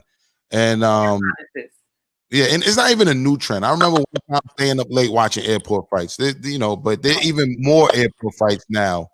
That and a few episodes ago we talked about a lady who was in Vegas that smacked the I think it was the gate agent because she missed a flight or something like that. So there's a lot going on. There's a lot going on. So this one comes to us from New York Daily News. It says 2 passengers get into vicious fight over face mask on an American Airlines flight. Oh. And there is a little video, so we're gonna watch this video. And it's a little short clip. So let me get the volume.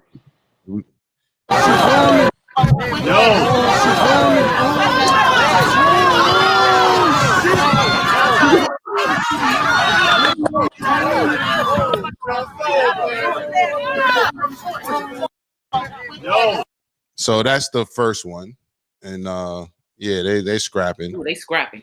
Yeah, scrapping. And look like homegirl in the yellow shirt was throwing in a few sneak blows too. Yeah. She's throwing a few sneak blows. That's some sucker shit. And yeah, so I'm gonna read a little bit of it, I guess. I mean, I don't even think there's anything to be read. We just seen it. You know what I'm saying? But they say a spokesperson for the airline confirmed in a statement that a customer on flight 1665 failed to comply with our mandatory face covering policy after boarding the aircraft prior to departure. And what I will say about that one particular story is I don't think that if it was a white lady with no face mask on, she would have put hands on her. I'm gonna just say that right now. And then there was another fight that Earthquake posted, the comedian Earthquake. He posted it on his Instagram. And we're going to pull that up as well. That one was, I don't know. This video is actually a little longer. It's a little 3-minute video. The one with the one from BJ Vlad? I don't know if it was on At LaGuardia? No, I don't think this is the one at LaGuardia, but I think I got all of the ones that happened from the group chat, I put them all up. So we're gonna watch them all, anything that was in the group chat, and then we'll give our take on the airplane rumbles. So this one right here. Calm down. Calm down. Oh yeah, we're on the airline. Show me. What's your license?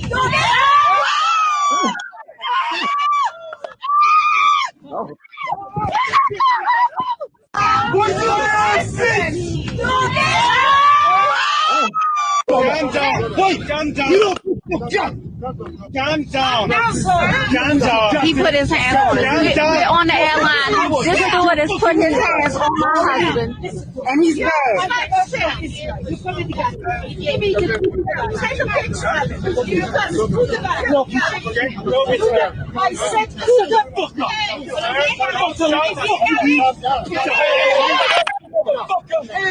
beat the shit out you. Where are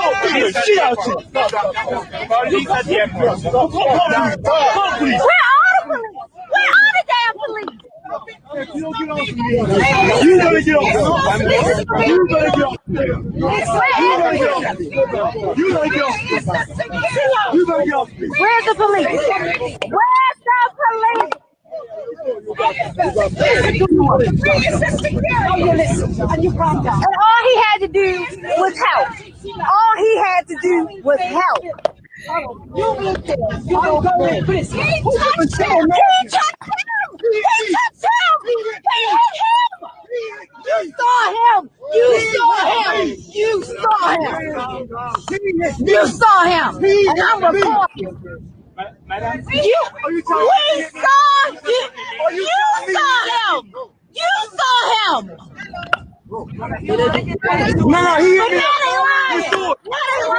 But they say I hit him. He hit me. Listen, we heard this already. Now you're finished. Okay.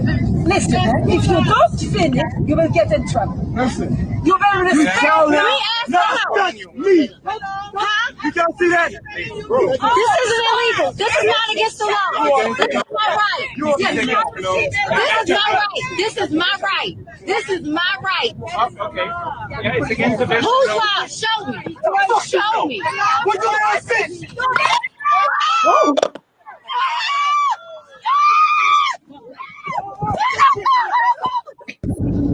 All right, this is me in the bathroom. I was just assaulted by two people in the fight club. A gentleman slapped me, hit me in the face when I tried to tell him somebody was doing something to my mother. And his boss then comes, and I'm trying to tell her that he hit me in the face. And she tells me to calm down, and she then pushes me and then slaps me in the face. And then 3 or 4 passengers jump on me, start choking me, kicking me and stomping. I got fucking ribs here. My lips are broken. I don't know if you can see that. Lips are broken here. That's what this redness is. I think I got whiplash. But what the fuck? I smacked this one on the flight. The woman smacked me. Yeah, woman beater. Next. He's definitely a Now, woman beater. But I just have to say, you don't know, especially when you see Africans on a plane, do not fuck with them. Like, don't fuck with them in any way, shape, or form. Do you know what it took for that nigga to catch that flight? Okay, this nigga had to pack his sack. He had to walk over a bridge, walk through the mud. Like, this nigga is upset, and I'm upset for him. I'm upset for him.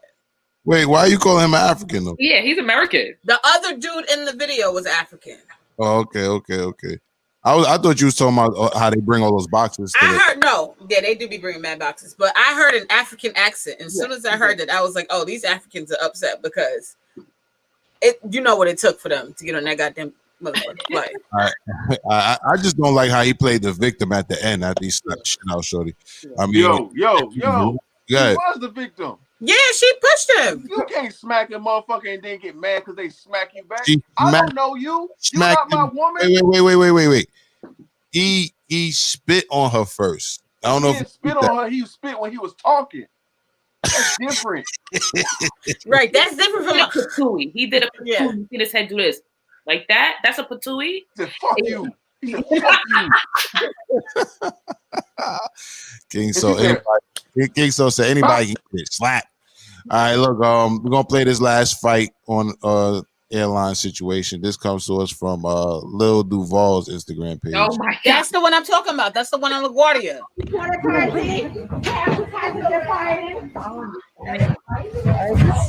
that looks like a good fight. Mm-hmm. I'll get Aaliyah. She's fighting. Don't say that. Oh, yeah. They all in the gang fight. Like,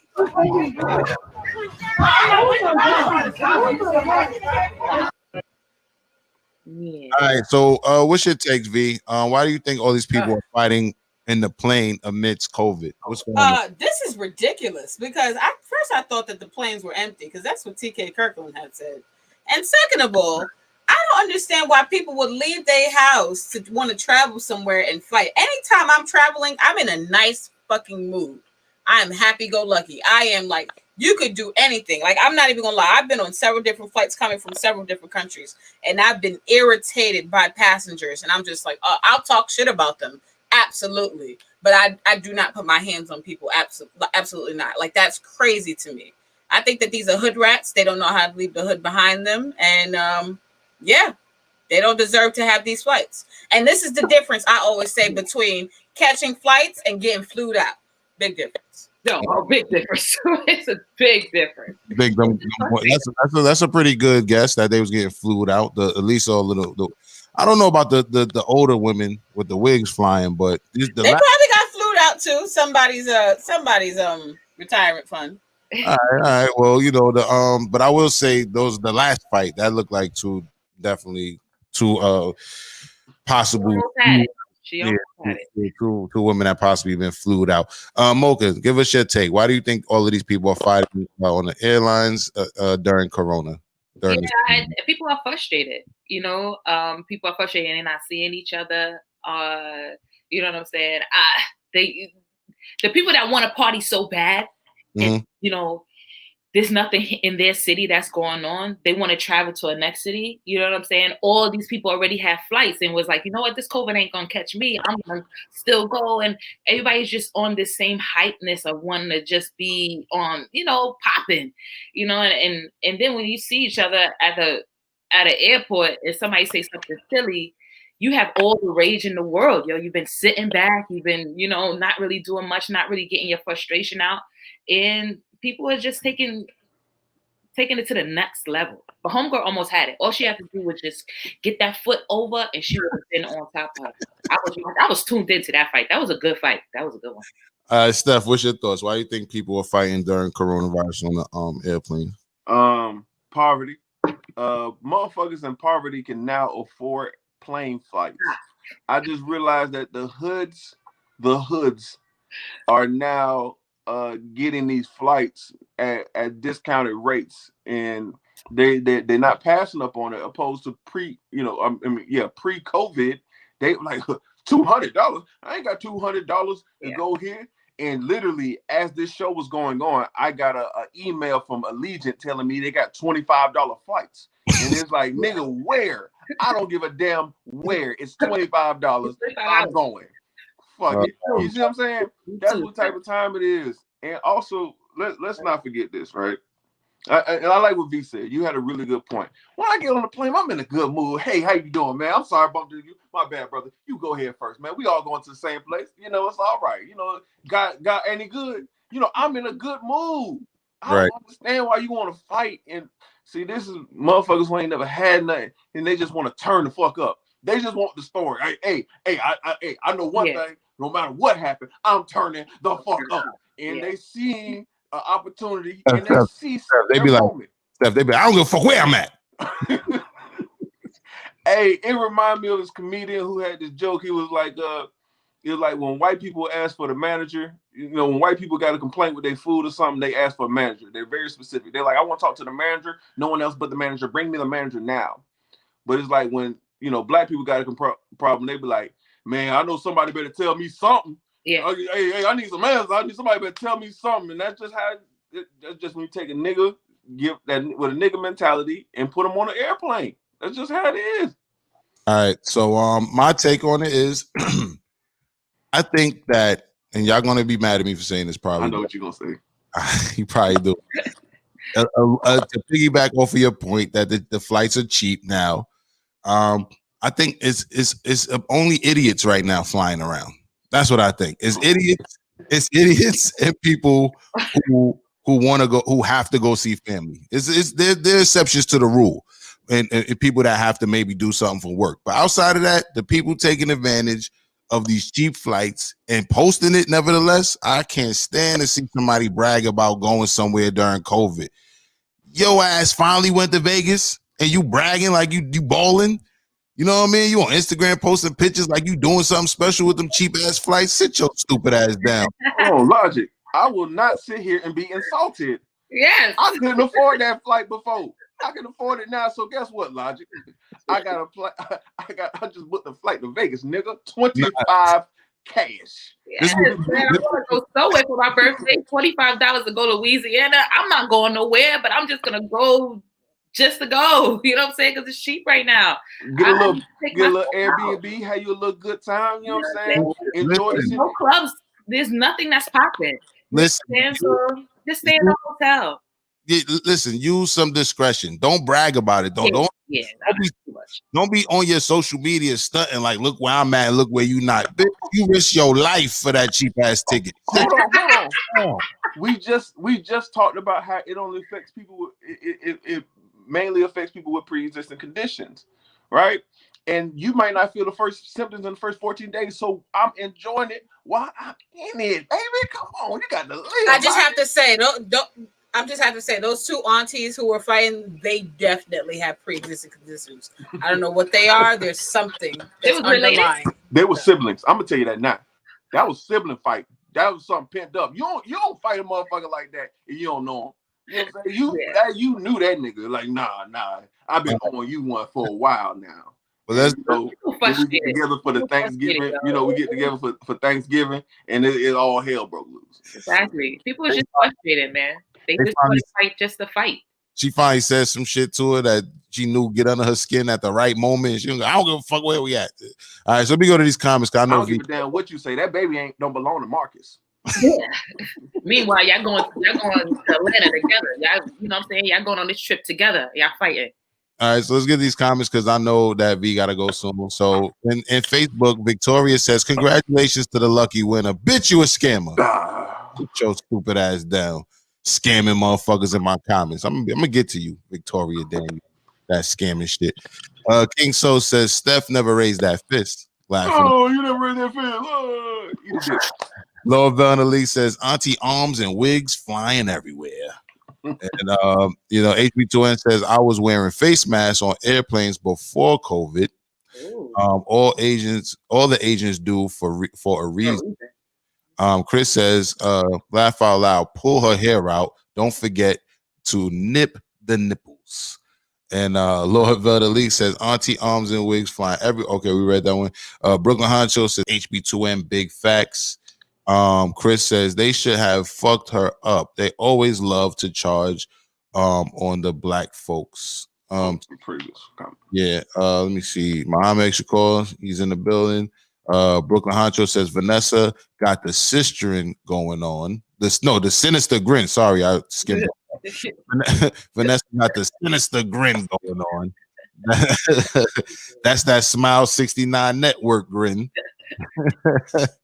And HB2N says, son slapped a white woman with a cardigan on. 2020. He said 2020 is different.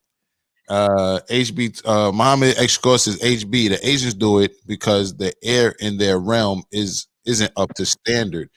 Actually, they do it because it's customary not to spread what they have to each other. That's why they say they because they do it in America. So they do it as a courtesy not to spread whatever they have going on. Louisville in the league says he's from Brownsville, Brooklyn. Son that slapped the lady. HB2N says Africans be hairless like a motherfucker. So says anybody can get it. Slap. Chris Jones says he shouldn't have smacked her face. He should have smacked her face harder. Okay. He said to smack the rest of that white charcoal powder off her fucking face. Redemption Song 76 says, damn. Well, damn is right. Louisville in the league says, once again, they are from Brooklyn. Kalila says, it's raining in Louisiana only because I agree with King So. Anybody can get it. And Kelso, good man. Kelso checking in, Kelso from the west side says traveling is stressful, especially being hella close to strangers. That is another thing I didn't say. A lot of people do. A lot of people don't have that, carefree and and positive attitude that Vanessa and Steph have. When they're traveling, they just stressed out already. They're late. They ran from from terminal to terminal, and they just ready to take that shit out on somebody. It says it goes down on Spirit Airlines. That's why I never do cheap flights. I probably wrote Spirit one time. I said never again. Hell no. Yes, never again. Water. They don't give you water. They don't give you nothing. Nothing. And I just have to say, the only place you can catch a Spirit flight in New York City is LaGuardia. So. Oh, and then King So says, Miss Kalila, stop. You agree with all my shit. Chris says, I guess once you fly high, you fight real hard. And Kelso says, sheesh. He's talking about that airline. So Louisville in the league says, if you catch me in a fight video on a plane, just know the nigga's spirit came in me. The nigga spirit came in me. Yo, Louisville, hopefully we don't catch you out there slipping. But if you do, send us the video so we can play it on the show. All right, Louisville? You know what I mean? And Louisville, I can't wait for the next time you can come back to New York, man, when this COVID slow down, man. We're real talk. Chris Jones says the first and last fight looks like a good fight too. Yeah, the first and the last one. Yep. And Brooklyn Hunter says that Mocha, bet you use a washcloth after a flight like that. Rubbing soap on your body ain't gonna help. Yo, facts after a flight like that, and that flight looked packed, yo. That shit look, yo, that flight looked packed. Kelso said people be tired on flights. Maybe sprinted to their gate. Anxiety be close to people during COVID is a recipe for disaster. Schoolboy, how was the meeting? How was the meeting, man? Schoolboy says salute to the team. Salute to Schoolboy, man. Hit me up if you free this weekend too, man. Maybe we could do like a little collab with the Straight Up in the Morning guys to make up for a lost time, Schoolboy. I know C-Dot would be love to see you on the show, and they would love to have us, I'm sure, Schoolboy. Hit me up. Lord Vanessa says, nah, Officer Mocha would just air dry herself. And, Kelsey says, eat the Schoolboy. Chris says, but Logic, people brag about that nasty ass chicken sandwich. That's true. You're a liar. That chicken sandwich was amazing. Yeah, okay? that is amazing. Yeah. Let me tell you something. There's this place in Oakland on Telegraph Avenue where the line, they only open for 3 hours a day on weekdays. And their line is down the block. Anybody in Oakland can vouch for me. That after eating that chicken sandwich, that Popeye shit is trash. I'm telling you. I hope we get to do a little field trip to Oakland as a unit, and I'm gonna take y'all to that motherfucker. No, that'd be nice. No. Now, if you're going to compare it to something better, that's cool, right? Mm-hmm. However, for $3.99, nigga, that's a damn good sandwich, man. That was a damn good sandwich. Yeah, it's not bad of a sandwich. It's nice. All right. King Soul says Logic gonna have fallback on the CBD. Damn. I think he meant fall back on the CBD. Kelso says Asians didn't wear masks like that until the bird flu. It just stuck. Sweet D, good morning. She says good morning to the panel. Good morning to you, Sweet D. Good morning. And Kelso says, wait, niggas not using washcloths? You gotta scrub, brothers and sisters. Hajo says Schoolboy picture looked like Dave Chappelle turned my headphones up.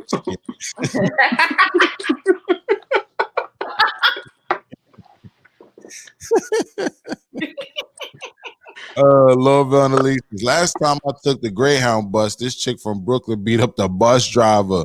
You can't take niggas from Brooklyn anywhere. Hey, yeah, man. Hey, I've definitely seen some crazy shit. So, listen, man, the show, we about to lose Vanessa. So, what we want to do is before the show ends, and please stick around for this. You should know that we didn't get a chance to talk about Chadwick, Mr. Chadwick. I don't want to say his last name wrong. Boseman. And of course, you know him as the Black Panther. He also played James Brown in most other films. And he passed away. And the community, acting community, Black community, and I want to say, the Americas as well, is feeling it. And we definitely want to give our condolences to him. And before I play this video, I'm gonna let Steph give us a little something. You want to tell us? You're gonna give us a little, eulogy for the rant. You know what I'm saying? And we definitely say RP to that man. Steph, you have anything you want to say for the man? One thing is, our days on this earth are short and they're filled with trouble. Chadwick Boseman spent the last 4 years dealing with stage 3 and 4 cancer. And he was suffering in silence. I can't imagine spending 10% of my life with an unexplainable pain, right? But he did that. And during the course of that, he became a hero. And I mean that literally and figuratively. Like he took on the James Brown role, embodied James Brown. He took on Jackie Robinson. He took on Thurgood Marshall. But the one that stuck was the Black Panther. And never did I realize that representation was so important until I seen Black Panther. Me and my son, we went to see that movie 7 times in theaters, right? And it left just such an impact because it just made you feel like, Black people can be powerful. You know what I'm saying? And that's just really my spill on it, man. I was a huge fan. He was, I believe, he was going to be our version of Sidney Poitier. It's just another one gone too soon, man. But they say the great ones don't stay before you long. And that's a fact. Kelso says he never even spoke on his disease. That's a different breed of human man. And that's exactly, I'm gonna play a video. It's a 7-minute video, but it speaks exactly to that. Before I get into the music at the end of the show, I definitely want to play this video because it speaks to that. And that's my take on it as well. Real motherfuckers is not in style in this time and day. And that was some real shit he did. He didn't try to pull on our heartstrings and make us feel sorry for him. He didn't post a bunch of pictures from the hospital bed. He didn't feel sorry for himself. He still was out and about, encouraging people, networking. So I definitely think we could all take a lesson out of that book. You know what I'm saying? And I think real people need to come back in style. You feel me? I want to salute to my cast, my co-host, VeeSmilez, Mocha, Queen Mocha, StepGotJokes. Stick around. I'm gonna play a video in reference to Chadwick. And after that, of course, we're gonna get into some motherfucking Mr. Motherfucking Esquire. You know that. You already know how we do. Wakanda forever. You know what I'm saying? And rest in peace to Chadwick Boseman. And his funeral is, I believe, tonight. I believe the services start tonight at 7 p.m. And you know how the internet is. You can definitely find the funeral if you're looking. So definitely do your best to find it if you want to memorialize him with the people. And yes, rest in peace to that brother. And at the same time, he ain't going nowhere because people like that live on forever due to their works. You know what I'm saying? So life is short, like we said on earlier episodes. So cherish it while you can. Cherish your loved ones. You feel me? This has been the Morning Rant. And like I said, before we get to the music, we're going to play this video that talks about how, like it said, its title, he hid his secret for 4 years in plain sight. And I think that's what we should take from this. And also, man, y'all who watch me on Live and On Point, me and J Doug spoke to his weight loss, right? And one of the things is, it was a little concerning, right, when we seen the weight loss, but I was like, yeah, maybe he's just a natural skinny guy, and he is a natural skinny guy, and he just looks skinny compared to him on Black Panther. I didn't want to believe something was wrong with him. I wanted to believe that he was healthy, just normal, and just lost some weight. Right. And and once again, we can all learn something from him. You know what I'm saying? Definitely, stay strong out there, people. This has been the Morning Rant. Don't go nowhere. Check this video out. You know what I'm saying? It speaks volumes. Trust me. Died. He was just 43 years old. Everybody. This just in, actor Chadwick Boseman has died. He was just 43 years old. Everybody is the hero in their own story. Of course, Black Panther, the impact of that is the thing that nobody can actually write about. I hope people are proud when they finish watching it. He broke stereotypes and became a role model for Black youth. Boseman had been fighting colon cancer for 4 years, but never spoke about his diagnosis. Boseman has probably begun a weight loss regimen for a future.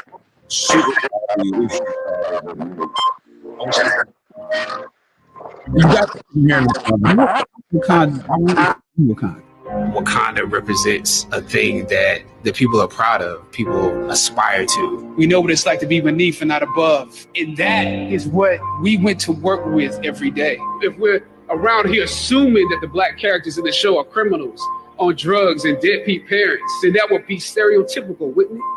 He slid my resume back in his desk and said, "We'll be watching you." Once I got the first script, once I saw the role I was playing, I found myself conflicted.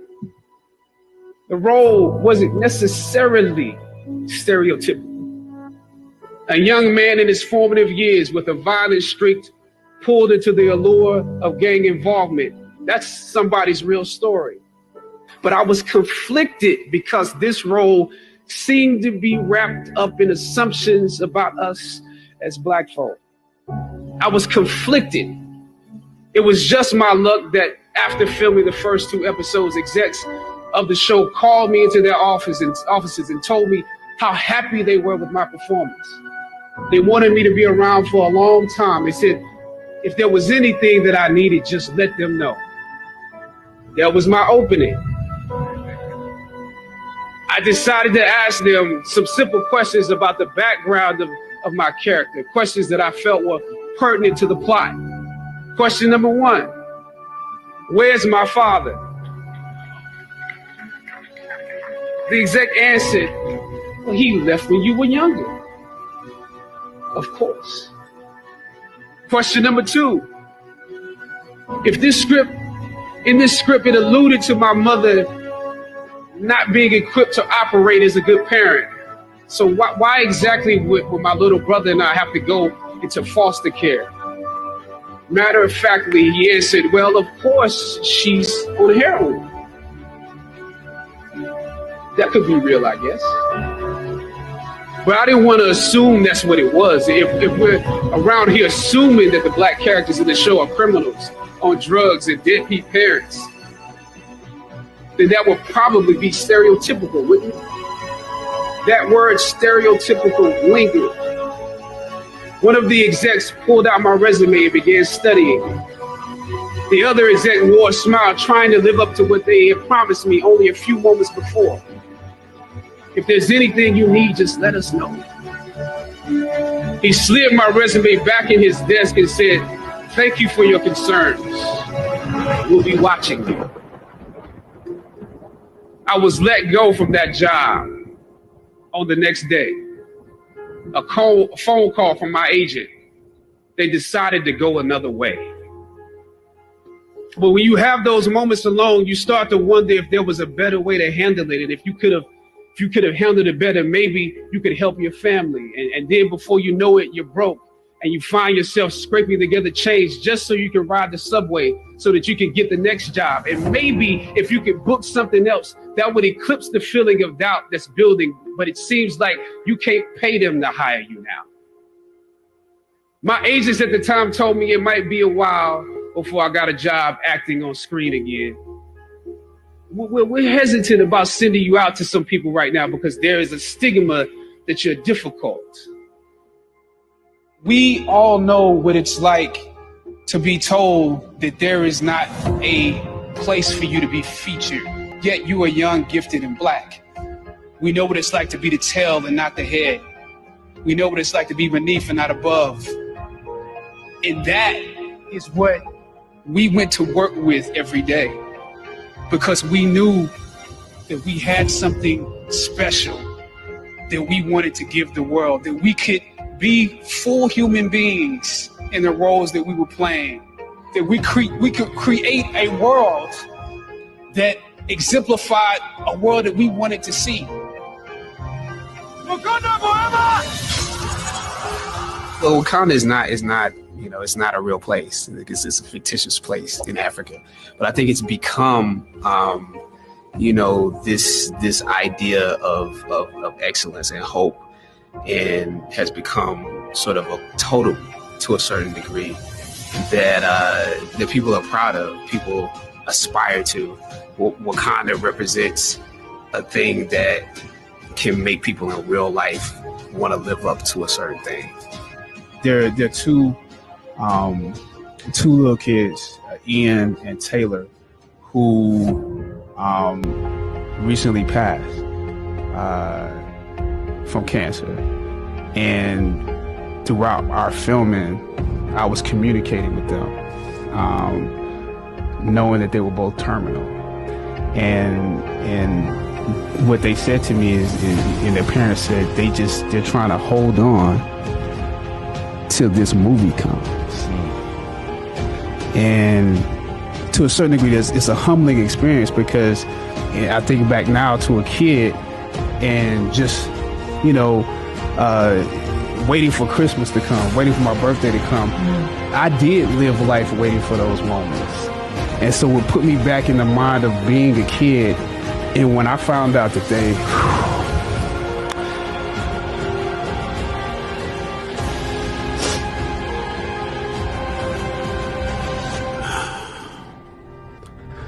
yeah, it means a lot. Sometimes you need to feel the pain and sting of defeat to activate the real passion and purpose that God predestined inside of you. Purpose crosses disciplines. Purpose is an essential element of you. It is the reason you are on the planet at this particular time in history. Your very existence is wrapped up in the things you are here to fulfill. Whatever you choose for a career path, remember the struggles along the way are only meant to shape you for your purpose. I don't know what your future is, but if you are willing to take the harder way, the more complicated one, the one with more failures at first than successes, the one that has ultimately proven to have more meaning, more victory, more glory, then you will not regret it.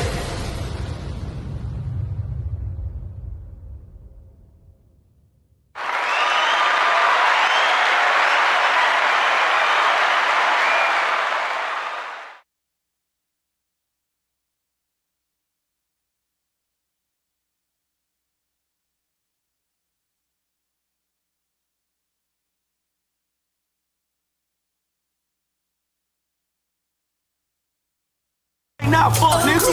I had the biggest comeback, nigga. Niggas thought it was over with for me, nigga. Y'all tried to count me out, nigga. I ain't forgot about that shit. Y'all niggas think I forgot, nigga. I ain't forgot about none of that shit. So I'm back with a chip on my fucking shoulder, nigga. Wrote this with my eyes closed, on rose and Moscato. Intuition, inner visions, flow from out the cosmos. Niggas ask me how I made it, I be dead if I know. I just went with my soul, and the rest just follow. She's a good girl, fuck that bitch, I'd rather deal with dollars. Say no to CashApp, I ain't tricking, bitch, you must be psycho. But I'm prone to lie though, just don't tell all my bros. Ice roll gelato in the Bronto, so I got the sky closed.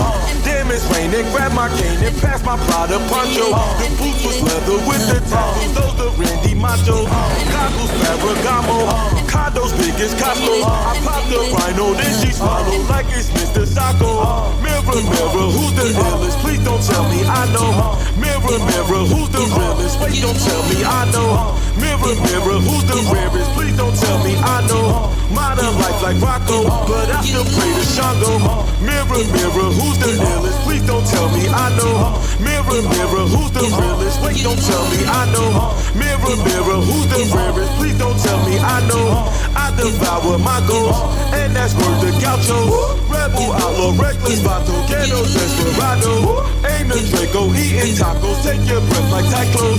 Adjacent to Van Gogh, I'm chasing my shadow. The pain is the shackle, embrace it for battle. In the gym for 7 weeks, I feel like Boris Kojo. I mean Cujo with a new hoe, sober watching Kuso. With my old hoe, I forgot I fuck my hoes in duos.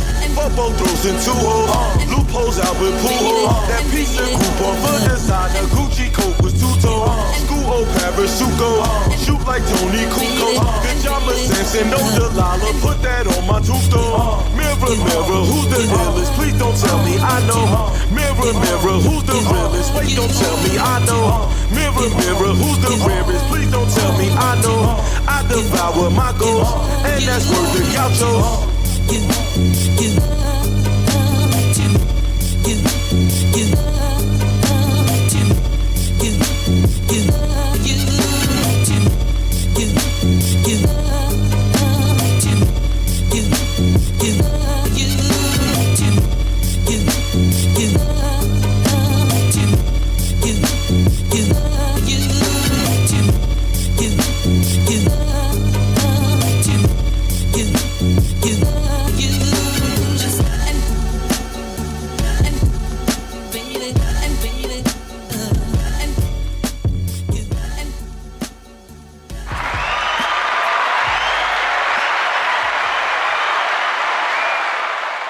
You can help your child in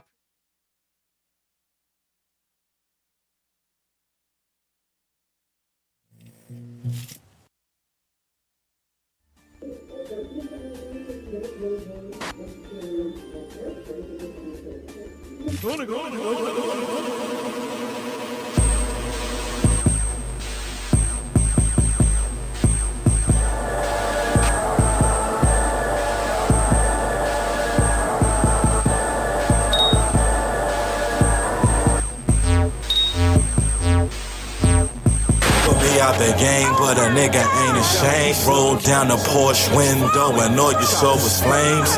All I know is pain, all I feel is pain.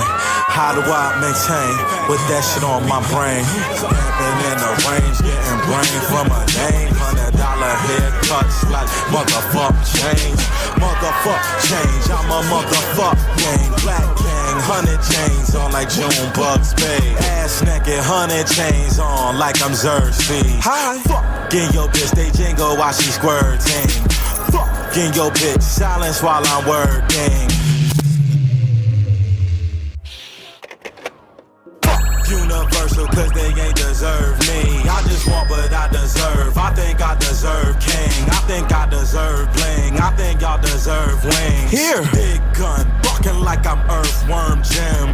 Big gun, bucking like I'm Earthworm Jim. What? Big gun, bucking like I'm Earthworm Jim. Bitch, I think I'm Lord Zed in some Earth Tone Tims. Bitch, I'm fucking raw dog, so don't fuck with him. I'm the Green Ranger, call the goons in. I'm the Green Ranger, call the goons in. I'm the Green Ranger, call the goons in. When there's drama, I get on my horn and call the goons in. I'm the Green Ranger, call the goons in.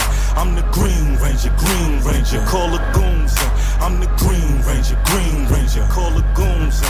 When there's drama, I get on my horn and call the goons in. Me and my niggas is the Corleone. We all Michael. Me and my niggas is the Jackson 5. We all Michael. Me and my niggas the Chicago Bulls. We all Michael. Can I fuck your bitch? Let me know. We all Michael. I got 7 Mac 11s, 8 48s, 9 9s, 10 Mac 10s, 45, 45, 2 22s. Motherfucker, I am more than live. I'm God. You G? That's still 2 letters on. Listen up to earn your Audi. I'm sipping on this Audi. Listening to Gaudi got me feeling like the oatmeal. Sophie sipping sake, clothes, line Kenta Kabashi in a hot tub with Sophie as Sophie while I'm socking. Down the bay, niggas wondering if I'm a pop or not. Love to hate, nigga, that's essential being a Kakarot. Salad to a dinosaur, a rocket to an astronaut. I'm astroplane and arrow aim a bunch of fucking niggas got that 90s flow. Fuck you smoke hydro. I ain't got no fucking rival. These niggas gyno. I ain't got no fucking wife though. I got a side hoe. Cell phone full of freak bitches like a sideshow. 2 bitches sucking 1 dick. That's a side blow. Sipping cocaine off my dick. That's a lot of blow. Niggas talk that G shit, but we don't believe them. No, you pussy got a tampon string coming out your pee. I'm the Green Ranger, call the goons in. I'm the Green Ranger, call the goons in. I'm the Green Ranger, call the goons in. When there's drama, I get on my horn and call the goons in. I'm the Green Ranger, call the goons in. I'm the Green Ranger, call the goons in. I'm the Green Ranger, call the goons in. When there's drama, I get on my horn and call